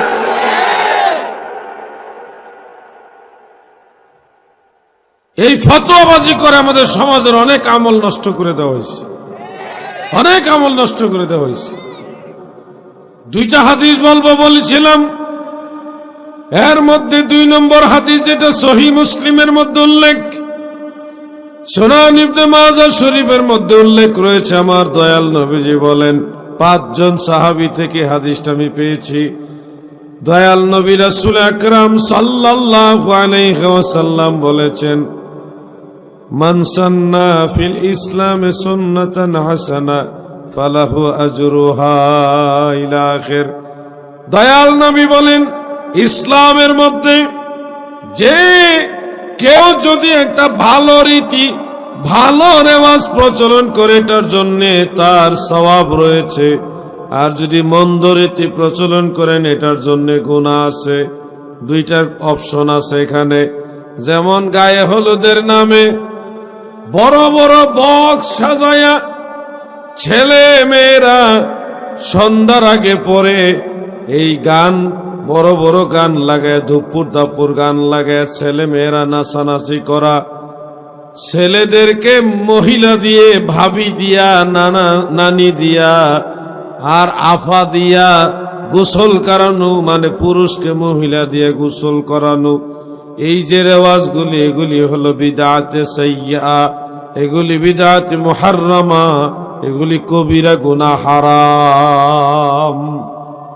এই সিস্টেমটা আবিষ্কৃত হয়েছে, কিন্তু এটা মন্দ আবিষ্কার। কি আবিষ্কার? মন্দ আবিষ্কার। ইসলামের দৃষ্টিতে এটা বিদআতে মুহাররামা, হারাম পর্যায়ের বিদআত। কিন্তু আরো জিনিস আবিষ্কার হয়েছে, যেমন শবে বরাতে মুসলমানেরা একজন আরেকজনকে হালুয়া রুটি দেয়। অনেক জায়গায় হালুয়া রুটি দেয় না, অন্য খাবারও দেয়। এই যে রেওয়াজটা, এই রেওয়াজটা যদিও সুন্নত না, আল্লাহর নবীও করে নাই, সাহাবায়ে কেরামও করেন নাই, কিন্তু মুসলমানেরা এটা করে। শবে বরাতে সবাই ছুটিতে থাকে, ব্যবসায়ীরাও দোকান বন্ধ রাখে, চাকরিজীবীরাও ছুটি পায়, এবং শবে বরাতের রাতটা একটা বরকতময় রাত, ইবাদতের রাত। ওই সুবাদে প্রতিবেশীকে যেইটুকু পারে রান্না করে একজন আরেকজনকে দেয়। এই রেওয়াজটা ইসলামের দৃষ্টিতে রাসূল পাক সাল্লাল্লাহু আলাইহি সাল্লামের ওই হাদিসের অন্তর্ভুক্ত, যে মান সান্না ফিল ইসলামে সুন্নাতান হাসানা, যে ব্যক্তি ইসলামে ভালো কোন রেওয়াজ প্রচলন করবে, ফালাহু আজরুহা, এটার জন্য তার রয়েছে সওয়াব। এই যে মানুষকে খাবার দেওয়া, প্রতিবেশীকে খাবার দেওয়া, এই রেওয়াজটা আপনাদের দৃষ্টিতে কি খারাপ না ভালো? যুবক ভাইরা কথা বলো, খারাপ না ভালো? নিঃসন্দেহে এটা ভালো, কারণ মানুষকে খাবার দেওয়া কখনো খারাপ কাজ হতে পারে না। কিন্তু এটা আমরা ফরজ ওয়াজিব বলি না, সুন্নত বলি না, আমরা বলি এটা মুস্তাহাব, এটা সওয়াবের কাজ, মানুষকে দিতেছে। হাদিসের মধ্যে প্রতিবেশীর প্রতি খেয়াল করা, মানুষকে খাবার দেওয়ার ব্যাপারে অনেক উৎসাহের হাদিস আছে। সেই সুবাদে আপনি মনে চাইছে হালুয়া রুটি, যে এলাকায় হালুয়া রুটির সিস্টেম নাই, রুটি গুস্তর সিস্টেম, তারা রুটি গুস্ত দেয়। অনেকে দেখা গেছে রুটি গুস্ত দেয় না, খিচুড়ি রান্ধে একজন আরেকজনে দিতেছে। অনেকে আবার দেখা গেছে ঢাকায় হয় এরকম, বিরিয়ানি রান্ধে, বিরিয়ানি রান্ধে এক বাড়িওয়ালা আরেক বাড়িওয়ালাকে দিতেছে। যেই এলাকায় যেই খাবারের প্রচলন, তারা শবে বরাতে একটা ছুটির দিন হিসেবে, ধর্মীয় ভাব গাম্ভীর্যের একটা দিন হিসেবে, একটা বরকতময় দিন হিসেবে সবাইকে খাবার পরিবেশন করতেছে। এটা ইসলামের দৃষ্টিতে যদিও সুন্নত না, কিন্তু এটা নাজায়েজ না। ওই ইমাম সাহেবের খাবার, মুয়াজ্জিন সাহেবের খাবার 3 বেলা আপনারা দেন না, মুরব্বীরা দেন না আপনারা? এটা তো সুন্নত হিসেবে দেই না আমরা, কারণ সাহাবীরা খাবার খায় নাই, মুসল্লির বাড়ি সাহাবারা খাবার খায় নাই, সাহাবীরাও আবার দেখা গেছে ইমাম সাহেবদেরকে 3 বেলা খাবারের ব্যবস্থা ইমামতির বিনিময়ে করে দেয় নাই। তাহলে এই সিস্টেমটা আসছে পরে, এটা পরবর্তীতে আবিষ্কার হয়েছে। কারণ ইমাম সাহেবরা যদি এই সহযোগিতাটা না পায় তাহলে তো তারা ইমামতি করতে চাইবে না, তারা ব্যবসা বাণিজ্য করবে, টাকা পয়সা অন্যভাবে ইনকাম করবে। তখন তাদেরকে এই মাসালাটা উলামায়ে মুতাআখিরিন দিয়েছেন যে এটা জায়েজ। তো ইমাম সাহেব এবং মুয়াজ্জিন সাহেবের খাবার যেই দলিলে জায়েজ, শবে বরাতের হালুয়া রুটি গোস্ত অথবা বিরিয়ানি অথবা খিচুড়ি প্রতিবেশীকে দেওয়া ওই দলিলে জায়েজ। কথাগুলি বুঝতে মনে আপনারা কষ্ট হইতেছে নাকি? আমি কিন্তু কিচ্ছা কাহিনী বলেন না, কোনো বক্তা না।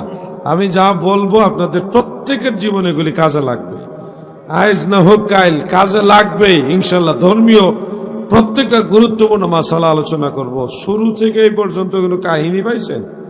কোন কিচ্ছা কুচ্ছি কাহিনী, রাজা রানীর কাহিনী, অমুক রাজাই করছে, অমুক রাজাই করছে, অমুক বাদশাহী করছে, এই কাহিনী আমি বলি না। হ্যাঁ, কি ইয়াজুজ মাজুজ সম্পর্কে কিছু কথা। আচ্ছা যাক, এটি আগে কইয়া দিবেন, তাইলে মনে করেন ওয়াজ করতে সুবিধা। তারপর আলহামদুলিল্লাহ পাইছি যেহেতু এই কথাটা কইয়া লাই। এরা দি কথা কয় না আমার। ইয়াজুজ মাজুজ সহ আরো 2-1টা কথা বলি, একটু দুরূদ শরীফ পড়েন। কিয়ামতের আগে 10টা আলামত আছে, বড় বড় আলামত। কয়টা? 10টা আলামতের কয়েকটা আমি আজকে বলি, তাহলে আপনাদের কাজে লাগবে। সবাই মিলে একটু দুরূদ শরীফ পড়েন। আল্লাহুম্মা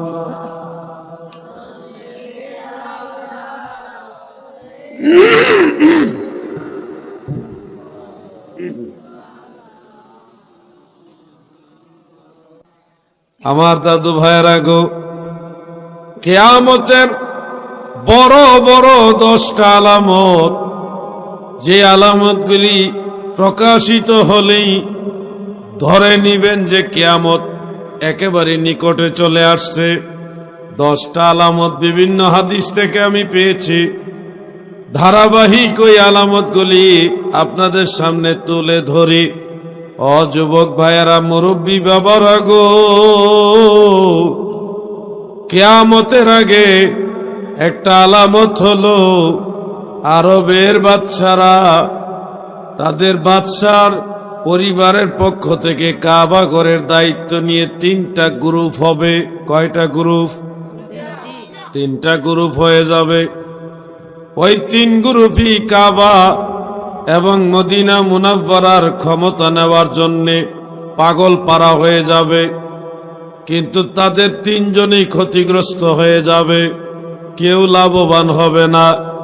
এই ঘটনাটা যখন মক্কা মুকাররমা মদিনা মুনাওয়ারায় ঘটবে, তখন ধরে নিবেন কিয়ামত আর বেশি দূরে না, এটা কাছায় আসছে।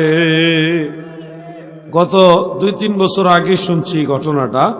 সৌদি আরবের রাজপরিবারের মাঝে মোটামুটি 3 জন লোক অলরেডি কাবা ঘর নিয়ে ক্ষমতা নিয়ে নিজেদের মধ্যে দ্বন্দ্ব শুরু হয়ে গেছে। মসজিদে নববীর ক্ষমতা, কাবা ঘরের চাবির ক্ষমতা, এটা নিয়ে এগুলি আমরা শুনেছি। তাহলে আমরা বুঝে নিলাম যে সময় বেশি নাই, আস্তে আস্তে আগাইতেছে। শোনো ভাই আমার, দিলের কান লাগায় শোনো, কিয়ামতের আগে আরো বড় বড় কয়েকটা ঘটনা ঘটবে। এর মধ্যে আরেকটা হলো ফুরাত নদীর নিচ থেকে স্বর্ণের খনি বের হবে। ফুরাত নদী শুকাইতে শুকাইতে নদীর নিচ থেকে স্বর্ণ বের হবে। আল্লাহর হাবিব বলেছেন, ফুরাত নদীর নিচ থেকে, তলদেশ থেকে যখন স্বর্ণের খনি বের হবে, তোমরা ওই স্বর্ণের কাছেও যেও না, ওটার ধারেও যাইও না। কারণ ওটা সংগ্রহ করতে যারা যাবে তারা ক্ষতিগ্রস্ত হবে। পৃথিবীর বড় বড় পরাশক্তিগুলি এই স্বর্ণটা, এই খনিটা তাদের আয়ত্তে নেওয়ার জন্য যুদ্ধে লিপ্ত হবে। দয়াল নবীজি বলেছেন 99% জন মানুষ সেই যুদ্ধে মারা যাবে। 99% জন মানুষের যুদ্ধে মারা যাবে। 1450 বছর আগে নবীজি বলে গেছেন। যুবক ভাইরা, তোমরা তো জানো, ইউটিউবে ঢুকে দেখো, ফুরাত নদী থেকে অলরেডি স্বর্ণ বের হচ্ছে, অটোমেটিক বের হচ্ছে, মানে পানির সাথে ভাসতেছে, পানির সাথে কিনারে ভাসতেছে। আপনারা নিশ্চয় দেখেছেন। তাহলে নবীর কথা সত্য না মিথ্যা? এই আলামত আমরা দেখে ফেলেছি। ভাই আমার, এরপরে আরেকটা আলামত হবে। আরব দেশের মানুষ আর আজমের মানুষ আমরা যারা আছি, দুই অঞ্চলের মধ্যে একটা যোগসূত্রমূলক একটা কাজ হবে। খুব খেয়াল করে শুনবেন। ভারতের মধ্যে একটা জায়গা আছে কাশ্মীর, নাম কি? ওই কাশ্মীর নামক জায়গাটা মুসলমানদের দখলে চলে আসবে। কাশ্মীরের মুসলমান বড় লাঞ্ছিত, বঞ্চিত, বড় অত্যাচারিত, মজলুম। কাশ্মীরের যুবকদেরকে ধরে ধরে হত্যা করে যুবতীদেরকে ইজ্জত সম্ভ্রমহানি করা হয়। কাশ্মীরের মুসলমানরা কত কষ্টে আছে আপনাদের বোঝাতে পারবো না। ওই এলাকার নেটওয়ার্ক বন্ধ করে দেওয়া হয় যেন ইন্টারনেটের মাধ্যমে খবরটা দুনিয়াতে না ছড়ায়। এমন এক ভয়ানক পরিস্থিতি কাশ্মীরের মুসলমানদের উপরে চলতে থাকবে। একটা সময় আসবে গো, ওই কাশ্মীর মুসলমানরা দখল করবে। মুসলমানরা চেতনা ফিরে পাবে, মুসলমানিত্বের সাথে, বীর বিক্রমের সাথে, সাহসিকতার সাথে এই ইসলামের দুশ্মনদেরকে পরাজিত করে পুরা কাশ্মীর তাদের কন্ট্রোলে নিয়ে আসবে।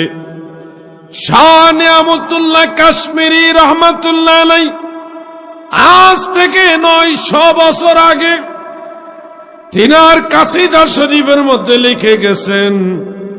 যেই কথাগুলি লিখেছেন সবগুলি কথা অক্ষর অক্ষরে বাস্তবায়ন হয়েছে।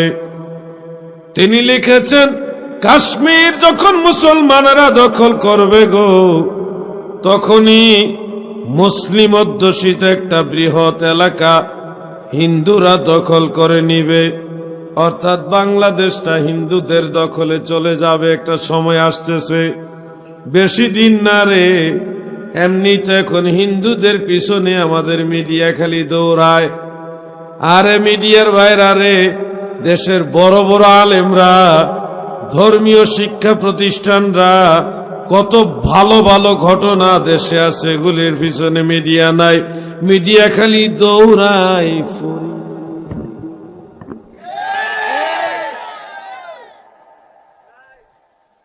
কি একটা অবস্থা! কোথায় কি বেফাহেশ ঘটনা ঘটেছে, কোথায় কি ব্যভিচার হয়েছে, এগুলির পিছনে মিডিয়া দৌড়াইতেছে। একটা সময় আসবে মাদ্রাসা বোর্ডের বড় অফিসার হইলে হিন্দু। এখন মাদ্রাসা বোর্ডের বড় অফিসার সচিব হইল কি হিন্দু। অধিকাংশ জায়গায় এখন তাদের রাজত্ব, বলতে গেলেও সমস্যা, বলতে গেলেও সমস্যা। ইউনু বলেন, টিউনু বলেন, ওসি বলেন, দেখবেন তারাও খবর দেখ করে ভাই অবস্থা ভালো না। তোমরা ফুলা ভাই মানুষ, গ্রাম দেশের মুরব্বী, আপনারা তো তা বুঝেন না। আমিও আজ বলতে গেলেও আমার ঝামেলা, মিডিয়ার যুগ, কোন হান্দা কোন কথা লিখইব করে দিব, আবার আমার জেলে ঢুকাইয়া। এই জন্য শোনো ভাই, আমার পীর কেবলা জান হুজুর বলতেন 72 ঘন্টা একচেটিয়া 72 ঘন্টার বাংলাদেশটা হিন্দুদের দখলে থাকবে, ভারতের দখলে। এরপরে ওই আফগানিস্তান, পাকিস্তান, ভারত এবং বাংলাদেশের মুজাহিদরা, নবীর সৈনিকেরা, নবীর সেনারা সব এক হয়ে একটা বিশাল মুজাহিদ বাহিনী তৈরি করবে। তারা তখন তাদের অবস্থান থেকে যুদ্ধ করতে করতে পুরা ভারতবর্ষ দখল করে নিবে। মুসলমানদের আন্ডারে ভারতবর্ষ যাবে। যাওয়ার পরে সারা পৃথিবীর অমুসলিমরা এক হবে আর মুসলমানরা এক হবে। তখন দল হবে মাত্র দুইটা, একটা হলো মুসলমান আর একটা হলো অমুসলিম। অমুসলিমের মধ্যে সব ধর্ম থাকবে, মুসলমানের মধ্যে শুধু মুসলমান ছাড়া আর কেউ থাকবে না। তখন যুদ্ধ হবে তৃতীয় বিশ্বযুদ্ধ। তৃতীয় বিশ্বযুদ্ধ, শোনো মন দিয়া। তৃতীয় বিশ্বযুদ্ধে মুসলমানরা ব্যাপক ক্ষতিগ্রস্ত হবে।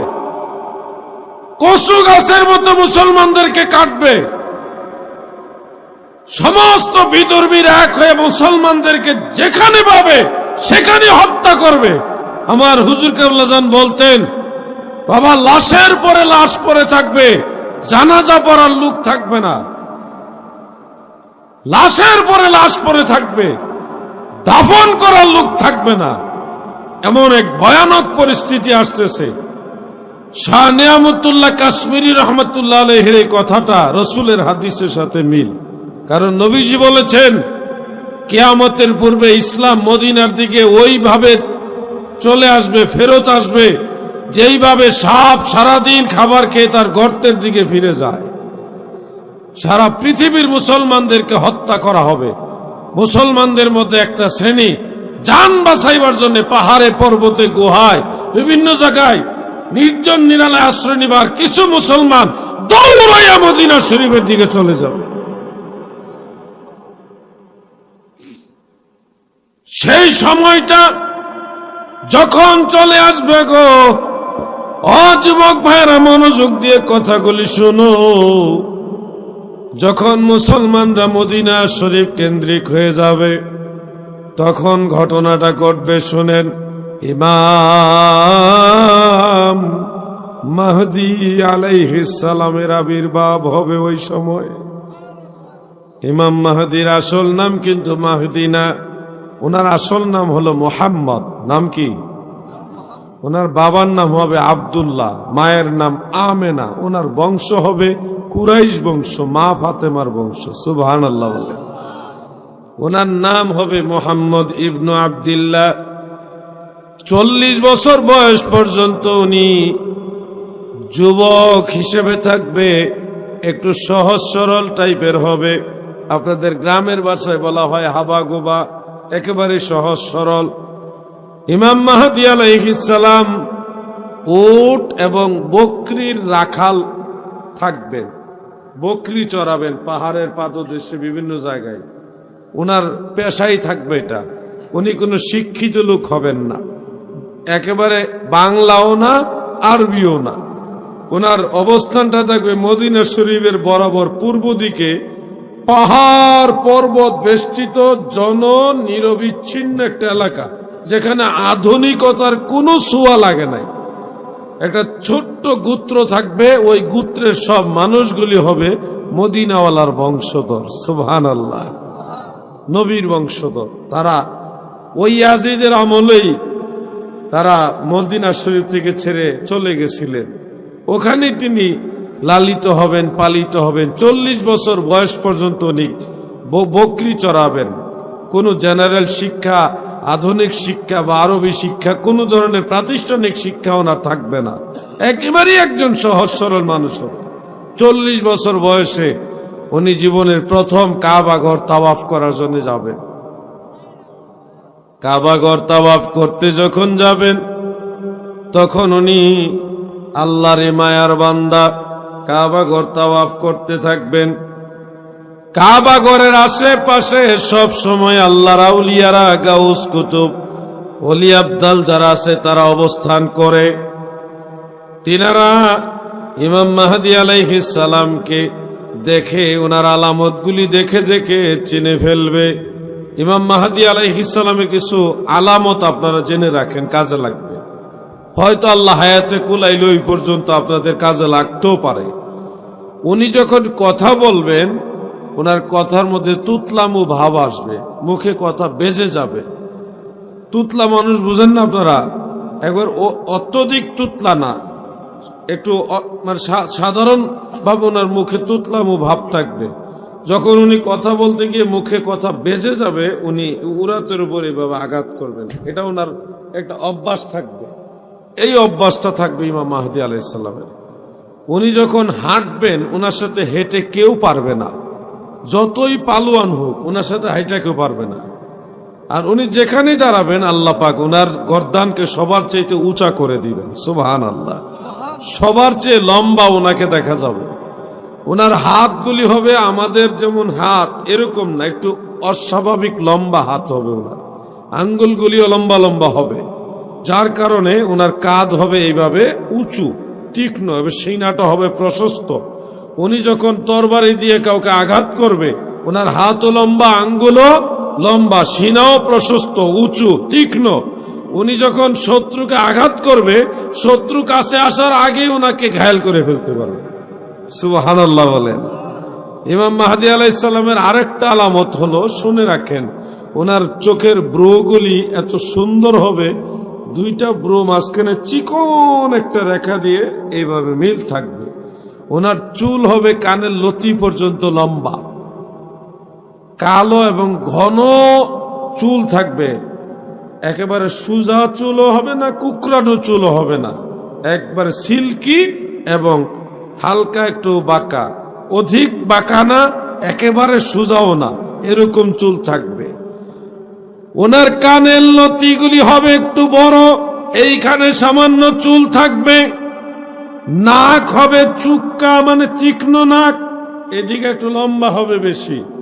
মনে রাখবেন ভাই আমার, ইমাম মাহদী আলাইহিস সালাম কাবা ঘর যখন তাওয়াফ করতেছেন আল্লাহর আউলিয়ারা ওনাকে দেখে দেখে চিনে, ওনার কাছে এসে বলবে আপনি কি মাহদী? উনি বলবে না, আমি আব্দুল্লাহ মুহাম্মদ ইবনে আব্দুল্লাহ, আমি আব্দুল্লাহর ছেলে মুহাম্মদ, আমি মাহদী নই। উনি নিজের থেকে কখন এটা স্বীকার করবে না। তারপরে লোকেরা বলবে আপনি কি মাহদী?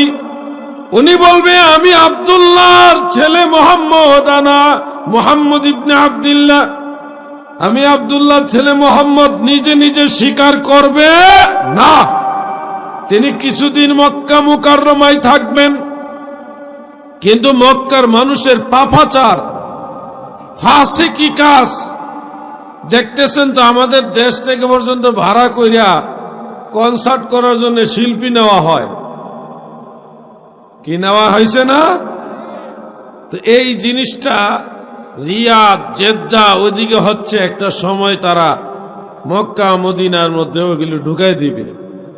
আর সবচেয়ে আজব একটা নিউজ শুনলাম, মদিনা শরীফের মধ্যে আশেপাশে 10টা সিনেমা হল বানাবে তারা। আর সিনেমা হল যেই দেশে যেই জিনিস নাই ওটার আকর্ষণ বেশি, কথা বুঝতেছেন? সিনেমা হল আর কনসার্ট এখন সৌদি আরবে হইলে হাজার হাজার মানুষ হয়, নারী পুরুষ, আরে জায়গা দেওয়া যায় না। এই পাপাচারটা দিন দিন বাড়বে। ইমাম মাহদী আলাইহিস সালাম মক্কা শরীফে কিছুদিন থাকবেন, তিনি দেখবেন মক্কার মানুষ অনেক ধরনের ফাসিকি কাজের সাথে জড়িত। এগুলি দেখে উনি ব্যথিত হয়ে মনক্ষুণ্ণ হয়ে মনে কষ্ট নিয়ে মক্কা থেকে মদিনা শরীফের দিকে রওনা দিবে, মক্কা ছেড়ে মদিনার দিকে চলে যাবেন। যাইতে যাইতে যাইতে যাইতে মক্কা মদিনার মাঝামাঝি একটা জায়গায় উনার এক কাফেলার সাথে দেখা হবে। ওই কাফেলার মানুষগুলি সবাই হবে আল্লাহর ওলি, আল্লাহর আউলিয়াদের সেই কাফেলা। ইমাম মাহদীর চলন বরণ যা কিছু আছে সব কিছু দেখে, ওনার এই আলামতগুলি দেখে ওনাকে চিনে ফেলবেন, বলবেন আনতা মাহদিয়ুন, উনি বলবে ফাকালা আনা মুহাম্মদ ইবনু আব্দুল্লাহ, আমি আব্দুল্লাহর ছেলে মোহাম্মদ। উনি স্বীকার করবে না, কিন্তু আউলিয়াদের এই কাফেলা ওনাকে ছাড়বে না, ওনাকে জোর করে ওখান থেকে ধরে আবার মক্কা শরীফে নিয়ে আসবে। এই কাফেলা এবং কাবা ঘরের আশেপাশে যে আউলিয়া কেরাম সবাই মিলে ওনাকে চাপ দিয়ে জিজ্ঞাসা করবে, আপনি কি মাহদী? কোন ক্রমে উনি স্বীকার করবে না। আবু দাউদ শরীফের মধ্যে উল্লেখ, আকাশ থেকে আওয়াজ হবে, গায়েবী আওয়াজ, হাযা খলিফাতুল্লাহিল মাহদী ফাসতামিউহু ওয়াতিউহু। জমিনে সে আল্লাহর খলিফা, সে মাহদী, তোমরা তার কথা শোনো এবং তার আনুগত্য করো। অন্য রিওয়ায়াতে আছে আকাশ থেকে আওয়াজ হবে, তোমরা তার কাছে বায়াত গ্রহণ করো। সুবহানাল্লাহ বলে। এই আওয়াজ যখন হবে, গায়েবী আওয়াজ যখন হবে, তখন তিনি বলবেন আনা মাহদী, আমি মাহদী। এর আগ পর্যন্ত উনি স্বীকার করবেন না। এখন যদি দেখেন কেউ আইসা বলতেছে আমি মাহদী, মিডিয়াতেও যদি দেখেন কেউ মাহদী দাবি করে, এটা বাটফার। এটা কি বলেন? এটা কি বাটফার, কাযযাব, মিথ্যাবাদী। আকাশ থেকে গায়েবী আওয়াজ হবে, সবাই শুনবে, সেই আওয়াজে চিহ্নিত করা হবে উনি মাহদী। এরপর ইমাম মাহদী আলাইহিস সালামের কাছে দলে দলে মানুষেরা বায়াত হবে। রুকনে ইয়ামিন আর হলো মাকামে ইব্রাহিম আর কাবা ঘরের মাঝামাঝি, ওইখানে তিনি দাঁড়াবেন, লোকেরা হাত রেখে বায়াত হবে। ইমাম মাহদী আলাইহিস সালাম ওই লোকদেরকে দলে দলে বায়াত করাইতে থাকবেন। ঠিক ওই সময় একটা দল আসবে ইমাম মাহদীর বিরুদ্ধে যুদ্ধ করার জন্যে। কার বিরুদ্ধে? ইমাম মাহদীর বিরুদ্ধে যুদ্ধ করার জন্য আসবে। যখন তারা মক্কা শরীফের কাছাকাছি বায়দা নামক একটা মরুভূমিতে যাবে, তখন আল্লাহ তাদেরকে জমি উল্টায়া বা ভূমিধস দিয়ে তাদেরকে ওখানে দাফন করে ফেলবে। ইমাম মাহদীর বিরুদ্ধে যারা যুদ্ধ করতে যাবে তাদেরকে আল্লাহ ভূমিধস দিয়ে ধ্বংস করে দিবে। একটা ঘটনা উল্লেখ আছে এইভাবে, বড় এক দল মক্কা শরীফের কাছাকাছি চলে গেছে, তখন আল্লাহ তাদের অগ্রভাগের মানুষগুলিকে ভূমিধস দিয়ে দাফন করেছেন, পিছনের মানুষগুলিকে আল্লাহ সুযোগ দিবে তারা যেন ব্যাক যায়, ফেরত যায়। তো যারা মাটির নিচে দেবে গেছে তাদের মধ্যে কয়েকজন পুরাপুরি না দেবে, পিছনের মানুষগুলিকে ডাকবে, আমাদের সাহায্য করো, আমাদেরকে তোমরা এখান থেকে তুলো। তখন ওই অগ্রভাগের মানুষগুলিকে সাহায্য করার জন্য পিছনের মানুষ, পশ্চাৎ ভাগের মানুষগুলি যখন সামনের দিকে অগ্রসর হবে, তখন ওই মানুষগুলিকে আল্লাহ ভূমিধস দিয়ে ধ্বংস করে দিবে। ইমাম মাহদীর বিরুদ্ধে যারাই যুদ্ধ করতে যাবে তাদেরকে আল্লাহ ধ্বংস করে দিবে। এইভাবে ইমাম মাহদী আলাইহিস সালাম একের পর এক এরিয়া উনি যুদ্ধ করতে থাকবেন, যুদ্ধ করতে থাকবেন। একটা যুদ্ধ হবে, ওই যুদ্ধ 4 বার হবে। প্রথমবার ইমাম মাহদী আলাইহিস সালাম যুদ্ধ করে হারবেন, দ্বিতীয়বার হারবেন, তৃতীয়বার হারবেন, চতুর্থবারের মাথায় ইমাম মাহদী আলাইহিস সালাম জিতবেন। এমন এক ভয়ানক যুদ্ধ হবে কাফেরদের সাথে। সেই যুদ্ধে মুসলমানরা যারা মর্দে মুজাহিদ, আশিকে রাসূল, তারা সেই যুদ্ধে ইমাম মাহদী আলাইহিস সালামের সৈনিক হবে। মারহাবা বলেন। ভাই আমার, ঠিক ওই সময় দাজ্জাল এই পৃথিবীতে জাহের হবে। কে? দাজ্জাল, ডাইরেক্ট যেটা দাজ্জাল অরিজিনাল, ওই দাজ্জাল জাহের হবে। দাজ্জালের চোখ একটা কানা থাকবো, এক চোখ কানা থাকবো, আর একটা চোখ ভালো থাকবে। তার কপালের মধ্যে লেখা থাকবে কাফের, কাফ ফারা মানে কাফের লেখা থাকবে তার কপালের মধ্যে। দাজ্জালের চুল হবে কুকরানো কুকরানো, একবারে আঁকা বাঁকা। দাজ্জালের গায়ের রং হবে প্রায় কালো, শ্যামলা, প্রায় কালো রঙের। দাজ্জাল সে খুব লম্বাও হবে না, খাটো হবে না, একটু মিডিয়াম তালে হবে। তার হবে, শরীর হবে খুব শক্ত, কুৎসিত, অসুন্দর বডিওয়ালা। সেই দাজ্জাল বের হবে, সে 40 দিনের মধ্যে সারা পৃথিবী ভ্রমণ করবে। কয়দিনে? 40 দিনে সারা পৃথিবী ভ্রমণ করবে। রাসূল পাক সাল্লাল্লাহু আলাইহি সাল্লাম বলেছেন, প্রয়োজনে আল্লাহ তাআলা দিনগুলিকে লম্বা করে দিবে, তারপরেও 40 দিনের মধ্যে দাজ্জালকে সারা পৃথিবী ভ্রমণ করার সুযোগ দিবে। সেই দাজ্জালের এক হাতে থাকবে জান্নাত, আর এক হাতে থাকবে জাহান্নাম। মানুষকে জান্নাতও দেখাতে পারবে, জাহান্নামও দেখাতে পারবে। এমনকি কোন মানুষকে সে কেটে টুকরা টুকরা করে আবার জোড়া লাগাইয়া জিন্দা করতে পারবে। এই দৃশ্যগুলি দেখে দলে দলে মুমিন বান্দারা কাফের হয়ে যাবে, দাজ্জালের দলে চলে যাবে।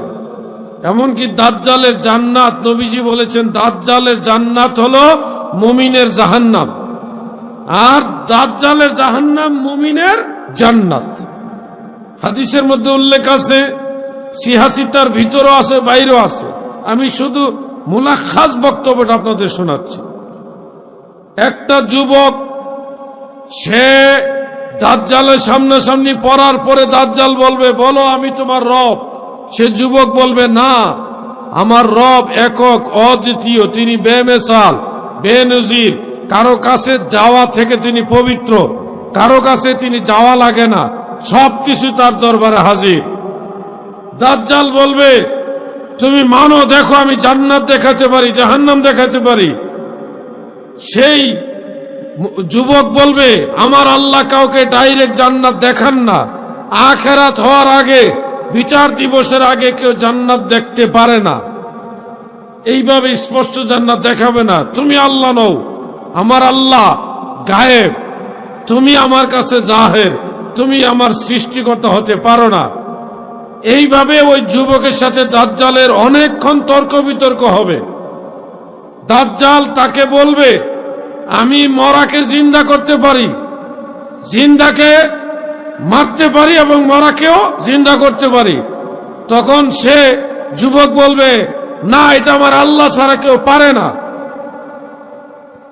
তারপরে সে ওই দাজ্জাল বলবে, আমি তোমাকে কেটে টুকরা করে আবার জীবিত করব।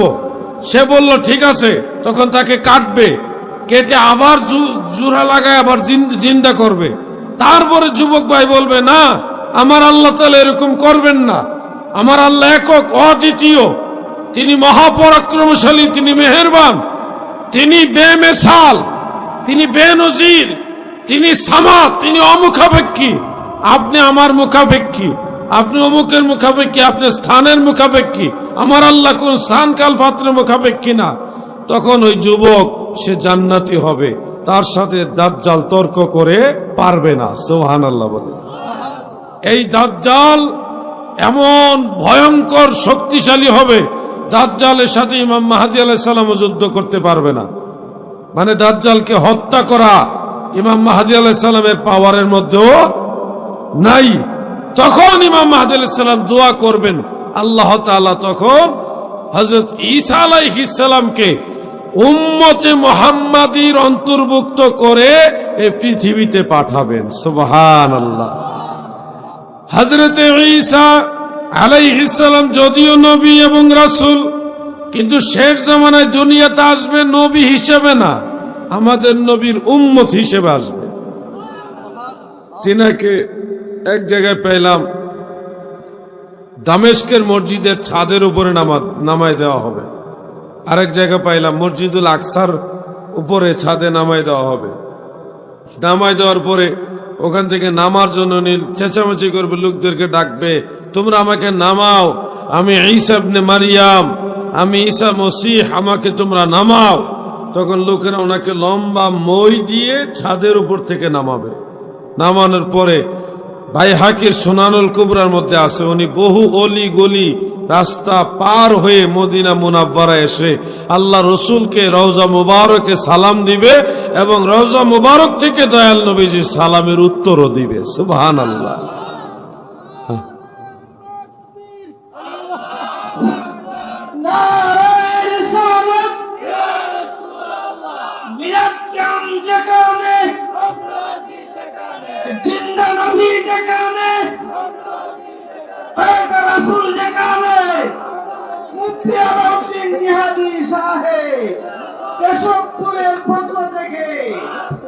আমার ভাইরা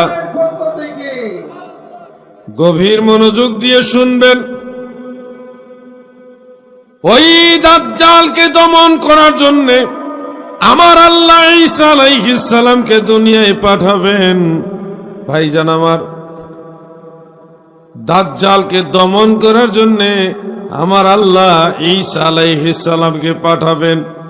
তিনি মদিনার মসজিদ নববী থেকে দয়াল নবীজির জিয়ারত শেষ করে কাবা ঘরের দিকে যাবেন। কাবা ঘরের কাছে গিয়ে ইমাম মাহদী আলাইহিস সালামের কাছে বায়াত হবেন। কি হবেন? কার কাছে বায়াত হবেন?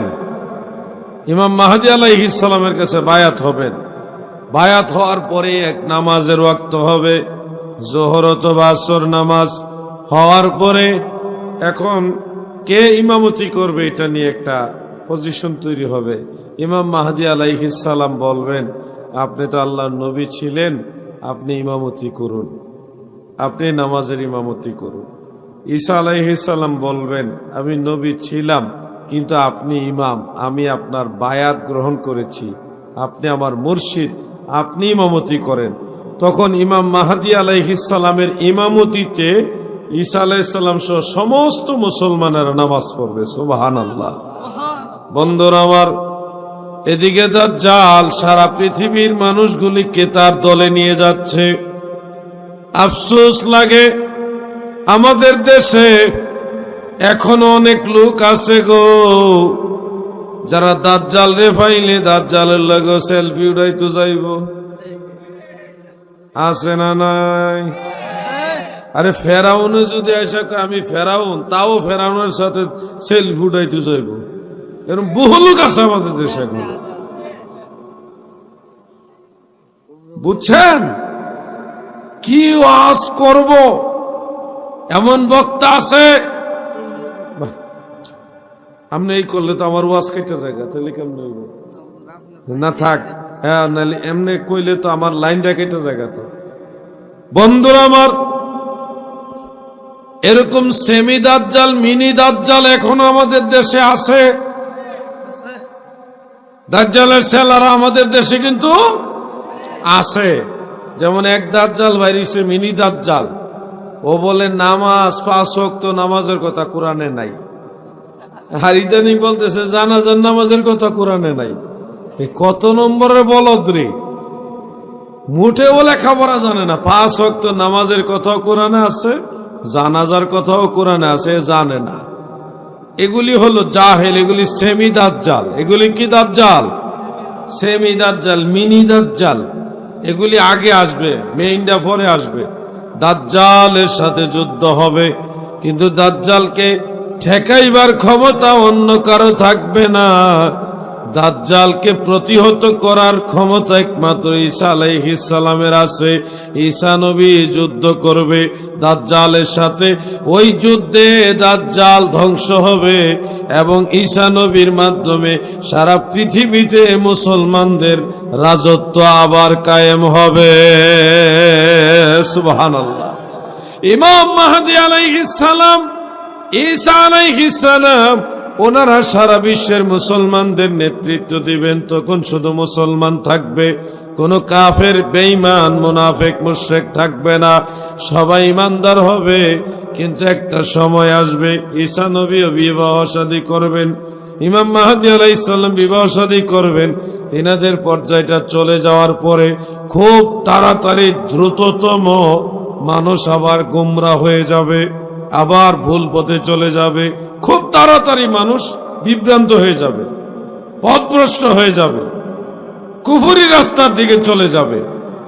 তখন খেয়াল করবেন, একদিকে ঈসা আলাইহিস সালাম ইন্তেকাল করবেন, তিনাকে রওজা মুবারকের, রাসূল পাকের রওজা মুবারকের পাশেই দাফন করা হবে। আরেকদিকে ইমাম মাহদী আলাইহিস সালাম, তিনারও ইন্তেকাল হয়ে যাবে। এখন মাঠ ফাঁকা, কোনো ইমাম নাই। ওই সুবাদে মুসলমানরা দিনে দিনে অধঃপতনের দিকে চলে যাবে। এই সময় আসবে ইয়াজুজ আর মাজুজ। ইয়াজুজ মাজুজ মানে কি? হযরত নূহ আলাইহিস সালামের বংশধর, তিনার আওলাদদের মধ্যে এক আওলাদের বংশধর হলো ইয়াজুজ মাজুজ। এরা বড় জালেম, খুবই অত্যাচারী। কোরআন শরীফের মধ্যে বাদশাহ জুলকারনাইনের কথা আছে। তাফসীর ইবনে কাসির এবং তাফসীর মাযহারির মধ্যে পাবেন বাদশাহ জুলকারনাইন ছিল সারা পৃথিবীর বাদশাহ।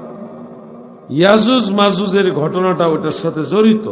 জুলকারনাইন সারা পৃথিবী সফর করতে করতে করতে করতে পৃথিবীর একেবারে পূর্ব প্রান্তে গেলেন। কোথায় গেলেন? পূর্ব প্রান্তে গেলেন, বা পৃথিবীর এক প্রান্তে গেলেন। গিয়ে দেখে একটা গ্রাম, কিন্তু ওই গ্রামের মানুষ সবাই বাদশাহ জুলকারনাইনের কাছে এসে বলতেছে, হে আমাদের বাদশাহ, আপনি আমাদেরকে একটা জাতি আছে তাদের অত্যাচার থেকে সেভ করুন, আপনি তো সম্রাট। তখন জুলকারনাইন বললেন, কি হয়েছে? তখন বলেছে যে ইয়াজুজ মাজুজ এই দুইটা গ্রুপ আছে, এরা এসে আমাদের জমি জামা, আমাদের ফসল আদি, আমাদের পশু পাখি এগুলি সব ধ্বংস করে দেয়। আপনি এদের অত্যাচার থেকে আপনি যুদ্ধ করে আমাদের সেভ করেন, তাহলে আমাদের সমস্ত সম্পদ, অর্থবল সব আপনাকে দিয়ে দিব। বাদশাহ জুলকারনাইন তখন বলেছিল, তোমাদের অর্থ সম্পদ, দল ধন সম্পদ কোনো কিছু দেওয়া লাগবে না, তোমরা আমাকে সহযোগিতা করো। তখন বাদশাহ জুলকারনাইন ওই ইয়াজুজ মাজুজের এরিয়াটা যে সাইডে, ওই সাইডের মাঝে হলো দুইটা বড় বড় পাহাড়, এবং সব পাহাড় পর্বত বেষ্টিত একটাই রাস্তা আছে এই ইয়াজুজ মাজুজ মানুষের এলাকাত আসার, ওই একটাই গেট। ওই দুই পাহাড়ের মাঝখানে লোহা, তামা বা এরকম শক্ত মজবুত যে ধাতু, এগুলি একত্রিত করে আগুন দ্বারা পুড়িয়ে গভীর থেকে, মাটির নিচের গভীর থেকে একটা বিশাল ওয়াল তৈরি করে দিয়েছে। এই ওয়ালটা তৈরি করে দেওয়ার পর থেকে ইয়াজুজ মাজুজ আর এই দিকে আসতে পারে না, মানুষের উপর আর জুলুম করতে পারে না। ওই বাদশাহ জুলকারনাইনের যুগেই তাদেরকে আটকায় দেওয়া হয়েছে। তারা প্রতিদিন এই ওয়ালটা ভেঙে ফেলার জন্য চেষ্টা করে, প্রতিদিন চেষ্টা করে, কিন্তু ওয়ালটা ভাঙতে পারে না। তাদের জিহ্বা এত ধারালো, জিহ্বা দিয়া এই ওয়াল এইভাবে চাটতে চাটতে ওয়ালটা একেবারে চিকন করে ফেলে, ক্ষীণ করে ফেলে। কিন্তু যখন শেষ মাথা যায় তখন তাদের দিন শেষ হয়ে যায়। পরের দিন আইসা দেখে আবার ওয়ালটা আল্লাহর কুদরতে আগের মতো হয়ে যায়। এইভাবে তারা প্রতিদিন জিহ্বা দিয়া ওয়াল চাটবে, চিকন করবে। পরের দিন আল্লাহ তাআলা তাদের আসার আগে ওয়ালটা অটোমেটিক বড় করে দেয়। এইভাবে চলতে থাকবে। যেদিন ইয়াজুজ মাজুজ বের হওয়ার সময় হবে, খুব খেয়াল করে শুনবেন, যেদিন বের হবেন সেদিনের আগের দিন তারা জিহ্বা দিয়ে চাটতে ওয়ালটা চিকন করে বলবে, ইনশাআল্লাহ আগামীকাল ওয়াল ভাঙব। যেদিন ইনশাআল্লাহ বলবে, আল্লাহর পাওয়ার এত বেশি, পরের দিন আগামীকাল ইনশাআল্লাহ ভাঙব, এর পরের দিন তারা এসে জিহ্বা দিয়া চাটতে ওয়ালটা চিকন করে একটা ছিদ্র করে ফেলবে। এই ছিদ্র দিয়ে পৃথিবীর সবুজ শ্যামল সুন্দর পৃথিবী তারা দেখে তারা পাগল পারা হয়ে যাবে। এত সুন্দর দুনিয়ার আমরা এখানে পড়ে আসছি। তখন তাদের অনেক দৈহিক গঠন থাকবে, অনেক বড় শক্তিশালী। সারা পৃথিবীর সব মানুষ একসাথে হয়েও যদি ইয়াজুজ মাজুজের বাহিনীর সাথে যুদ্ধে নামে, সমস্ত অস্ত্র শস্ত্র, যত গোলা বারুদ আছে, অ্যাটম বোমা আছে, সব যদি একসাথে প্রয়োগ করে, তারপরও ইয়াজুজ মাজুজের সাথে মানুষ যুদ্ধ করে পারবে না। এত ভয়ঙ্কর শক্তিশালী তারা। সেই ইয়াজুজ মাজুজ ওয়াল ধাক্কা দিয়ে ভেঙ্গে ফেলবে, ভেঙ্গে মুসলমান তথা মানুষের মাঝে প্রবেশ করে ফেলবেন। দয়াল নবীজির হাদিসের মধ্যে উল্লেখ, এই ইয়াজুজ মাজুজ এতটাই পিপাসার্থ থাকবে গো, তৃষ্ণার্থ থাকবে, তারা একটা নদীর মধ্যে নামবে, পানির পিপাসায় সবাই মিলে নদীর পানি পান করবে। সামনের ইয়াজুজ মাজুজেরা ওই নদীর পানি এমন ভাবে পান করবো, পুরা নদীর পানি খাইয়া লাইব। তারা খাইয়া সামনে যাব, পিছনের বাহিনীর আইসা দেখবো এটা শুকনা গান। তারা বলা বলি করবে, এখানে মনে হয় নদী, হয়তো কোনো সময় এখানে পানি ছিল, এখানে মনে হয় কখনোই আর পরবর্তীতে আর পানি নাই। মানে তারা মনে করবে এটা মরা নদী, কিন্তু পানি খাইয়া লেছে। আগের রাক্ষসের দলেরা কত বড় রাক্ষস চিন্তা করে নিগুলি, পুরা নদীর পানিটা খাইয়া মুহূর্তের মধ্যে শুকাই লেছে। এত ভয়ঙ্কর রাক্ষসের দল হবে ইয়াজুজ মাজুজ। এদের সাথে যুদ্ধ করে কেউ পারবে না। এই সময়টা, ইয়াজুজ মাজুজের সময়টা, ইমানদার বান্দাদেরকে তখন হযরত ঈসা আলাইহিস সালাম জীবিত থাকবেন। ঈসা আলাইহিস সালাম মারা যাওয়ার আগে এই ঘটনাটা ঘটবে। ঈসা আলাইহিস সালামকে আল্লাহর তরফ থেকে ইলহাম করা হবে, হে ঈসা, তুমি সমস্ত মুমিন বান্দাদেরকে নিয়ে পাহাড়ের চূড়ায় উঠে যাও, বড় বড় পাহাড়ের উপর ইমানদারদেরকে উঠতে বলো। ঈসা আলাইহিস সালাম সব মানুষ নিয়ে, ইমানদারদেরকে নিয়ে পাহাড়ের চূড়ে উঠে যাবেন, চূড়ায় উঠে যাবেন। আর এদিকে ইয়াজুজ মাজুজ সারা দুনিয়াটা খায়া তছনছ কইরা ফেলতেছে। খাবারের অভাবে পাহাড়ের উপরে মুমিন বান্দারা তারাও কষ্টে আল্লাহর কাছে কান্নাকাটি করবে। আল্লাহ, পাহাড়ের উপর কোনো খাওয়ান আছে? পাহাড়ের উপর ওই চূড়ার উপর তো পানিও নাই, খাওয়ানো নাই। 40 দিনের মতো তারা পাহাড়ের উপরে অবস্থান করবে, পানির পিপাসায়, খাবারের অভাবে মুসলমানরা, ইমানদারেরা ছটফট করতে থাকবে। আর এদিকে ইয়াজুজ মাজুজ সারা পৃথিবী তছনছ করে দিবে। তখন 40 দিনের মাথায় হযরত ঈসা আলাইহিস সালাম দোয়া করবে, আল্লাহ, আমরা মুসলমানেরা, মুমিন বান্দারা বড় কষ্টে আছি। আল্লাহ, এই ইয়াজুজ মাজুজের ফিতনা থেকে, অত্যাচার থেকে আপনি আমাদের সাহায্য করেন। ঈসা নবীর দোয়া কবুল হবে। কবুল হওয়ার পরে খুব খেয়াল করে শুনবেন, ঈসা আলাইহিস সালামের নাকের শ্বাস এত পাওয়ারফুল, ওই শ্বাস লাইগা দাজ্জাল মারা যাবে। শ্বাস লাইগা দাজ্জাল মারা যাবে, এবং ওই শ্বাস লাগার পরেই ওই ইয়াজুজ মাজুজ এবং ঈসা আলাইহিস সালামের দোয়ার পরে, ঈসা আলাইহিস সালামের দোয়া কবুল হবে। শ্বাস লাগার পরে এই দাজ্জাল, এই ইয়াজুজ মাজুজের বাহিনীর শরীরের মধ্যে এক দুর্লভ, মানে অপরিচিত এক ধরনের পোকা হবে।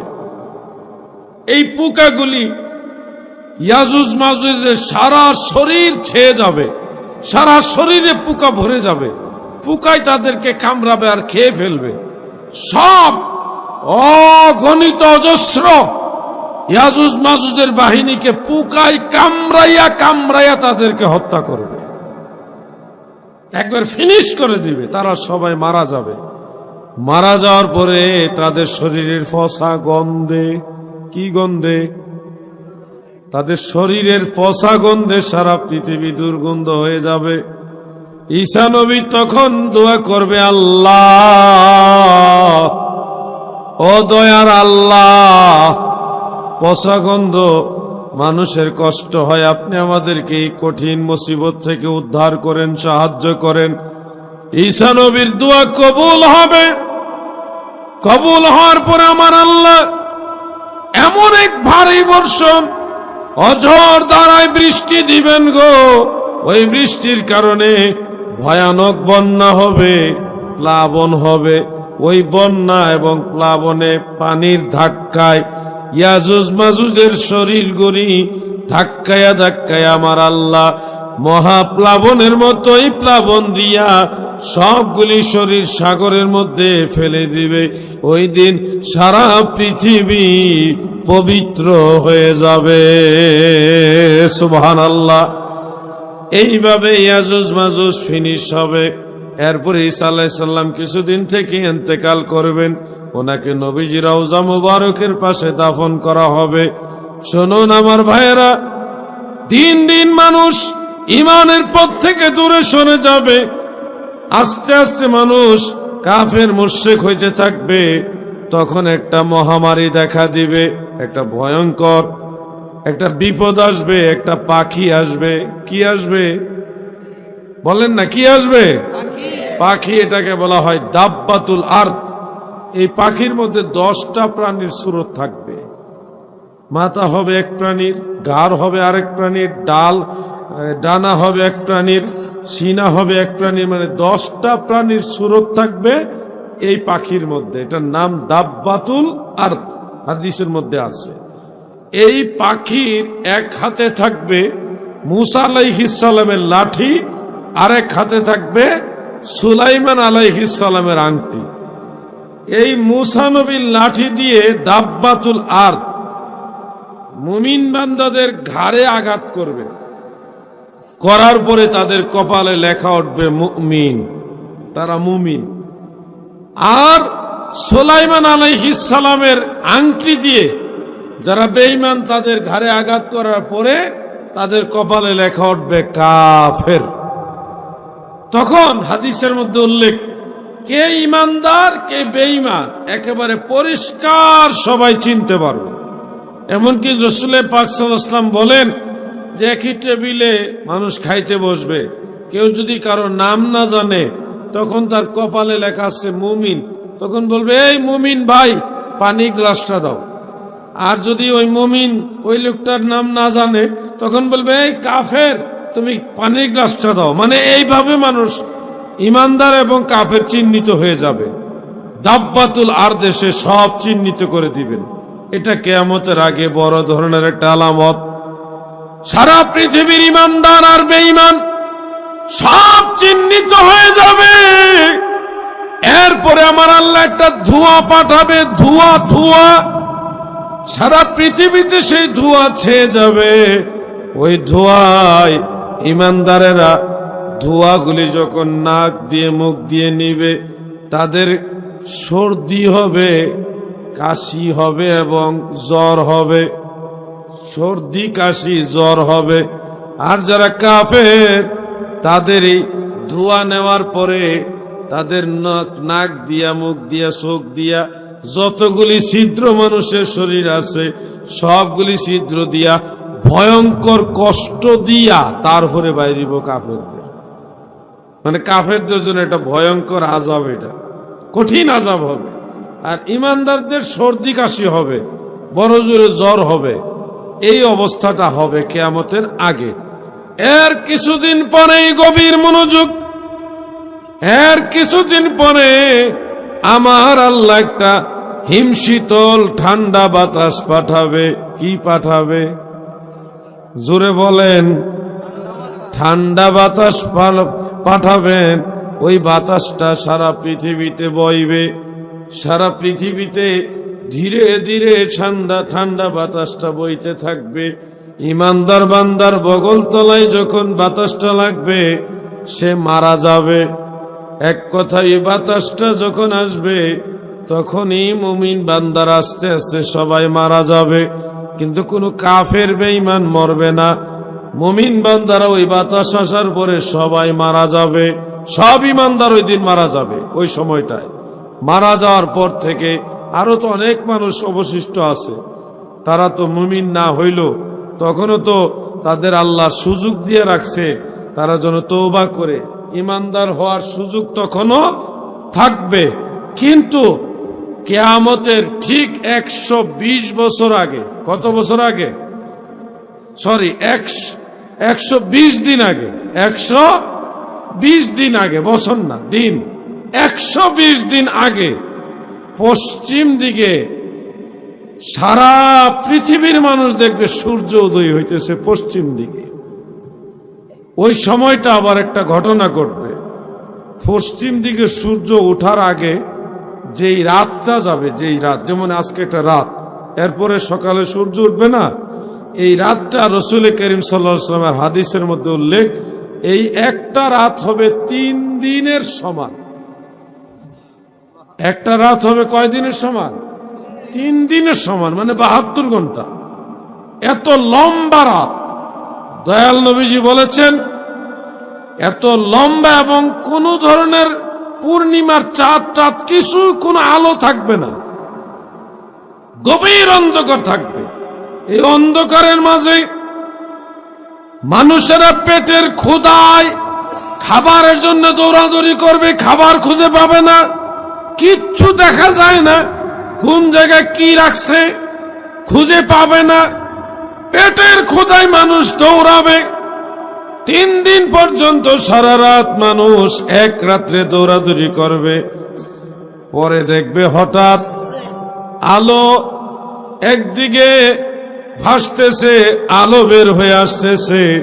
ওই দিন দেখবে মানুষ পশ্চিম দিকে সূর্য উঠে যাবে। যেদিন পশ্চিম দিকে সূর্য উঠবে গো, ওই দিন থেকে মানুষের জন্যে তওবার দরজা বন্ধ হয়ে যাবে। এরপরে আর তওবা করার সুযোগ নাই, শেষ। এরপরে আল্লাহ তাআলা একটা আগুন পাঠাবে, দাবাগ্নি, দৌড়াইন্য আগুন। কি আগুন? দৌড়াইন্য আগুন, মানে আগুনটা দৌড়াইব, এটাকে বলা হয় দাবাগ্নি। এই আগুনটা এমন হবে, দৌড়াইতে দৌড়াইতে মানুষকে সামনে নিতে থাকবে। যারা দৌড়াইতে পারবে না তারা আগুনে পুড়ে মরবে, আর যারা দৌড়াইতে পারবে তারা আগাইতে থাকবে। যখন নাস্তার টাইম হবে, রসুল পাক সাল্লাল্লাহু আলাইহি ওয়াসাল্লাম বলেন যে তাদেরকে নাস্তার টাইমে আগুনটা দাঁড়াইয়া নাস্তা করার সুযোগ দিবে। আবার নাস্তার টাইম শেষ, দৌড়ানো তুলবো, আবার আগুন সামনে আগাইতে থাকবো। মানুষ দৌড়াইতে দৌড়াইতে যখন দুপুরে খাবারের টাইম হবে, তখন আগুন আবার স্টপ হবে, দাঁড়াবে, মানুষকে খাবারের সুযোগ দিবে। এইভাবে দৌড়াইতে দৌড়াইতে মানুষকে রেস্টও দিব, খাওয়ানোর টাইমে দিব, আবার দৌড়াইব। দৌড়াইতে দৌড়াইতে সারা পৃথিবীর মানুষগুলিকে এই দাবাগ্নি দৌড়াইয়া শাম দেশ পর্যন্ত নিবে। কোন দেশ? শাম দেশ। শাম দেশে যাওয়ার পরে এই আগুনটা অদৃশ্য হয়ে যাবে, আগুন আর নাই, হঠাৎ নাই। তখনই শুরু হবে কিয়ামতের বিভীষিকা, অর্থাৎ ইসরাফিলের সিংগার আওয়াজ, চিনচিন করে একটা আওয়াজ শুরু হবে। প্রথম এই সামান্য চিনচিন একটা আওয়াজ, এই আওয়াজটা আস্তে আস্তে বাড়তে বাড়তে বাড়তে বাড়তে এমন বিকট আওয়াজ হবে, ইসরাফিলের সিংগার ফুয়ের কারণে এই পাহাড়গুলি তুলার মতো উড়বে। মানে এতটাই পাহাড়গুলি তুলার মতো হয়ে যাবে যে মনে হচ্ছে এগুলি কিছুই না, জমিনটা ভেঙ্গে চুরমার হবে, আকাশ ভেঙ্গে পড়বে, সব কিছুই, মানে সাগর, নদী, নালা, পাহাড়, পর্বত যা আছে সব চুরমার হয়ে যাবে। মানুষ এগুলি দেখবে, দেখেই মারা যাবে। এমনকি হাদিসে উল্লেখ, গর্ভবতী মেয়েরা, মহিলারা এই কিয়ামতের দৃশ্য দেখার পরে তাদের বাচ্চা প্রসব হয়ে যাবে, কিন্তু কখন বাচ্চা প্রসব হয়ে গেছে তারা নিজেরও টের পাবে না। এত ভয়ঙ্কর হবে কিয়ামত। কিয়ামতের এই বিভীষিকাময় ভয়ঙ্কর এটা আলোচনাটা, এটা একটা সময় নিয়ে করা দরকার। আজকে আমি কিয়ামতের আগের এই 10টা আলামতের মধ্যে কয়েকটা আলামত আপনাদের বলে দিলাম। ভাই আমার, সময়টা ভালো না। আপনারা যদি ঈমান নিয়ে মরতে চান তাহলে সতর্ক হন। আপনারা দিনদারিত্বের সাথে, পরহেজগারিতার সাথে 5 ওয়াক্ত নামাজ পড়েন, মানুষের হক নষ্ট করেন না, তাহলে এমন বিপদে পড়ে যাইবেন, তাহলে কিন্তু দেখবেন ওই সময় আপনাকে তরাইবার আর কেউ থাকবে না। পরের হক নষ্ট করবেন না, 5 ওয়াক্ত নামাজ পড়বেন, 5 ওয়াক্ত নামাজ পড়বেন। নামাজ ছাড়া কোনো তরিকা নাই ভাই। তরিকতের সবচেয়ে বড় দীক্ষা হলো ইবাদতের মাধ্যমে আল্লাহর মারিফত হাসিল করা। 5 ওয়াক্ত নামাজ পড়বেন ইনশাআল্লাহ, বলেন ইনশাআল্লাহ। যুবক ভাইরা বলো ইনশাআল্লাহ। আল্লাহ সবাইকে নামাজ হিসেবে কবুল করুক।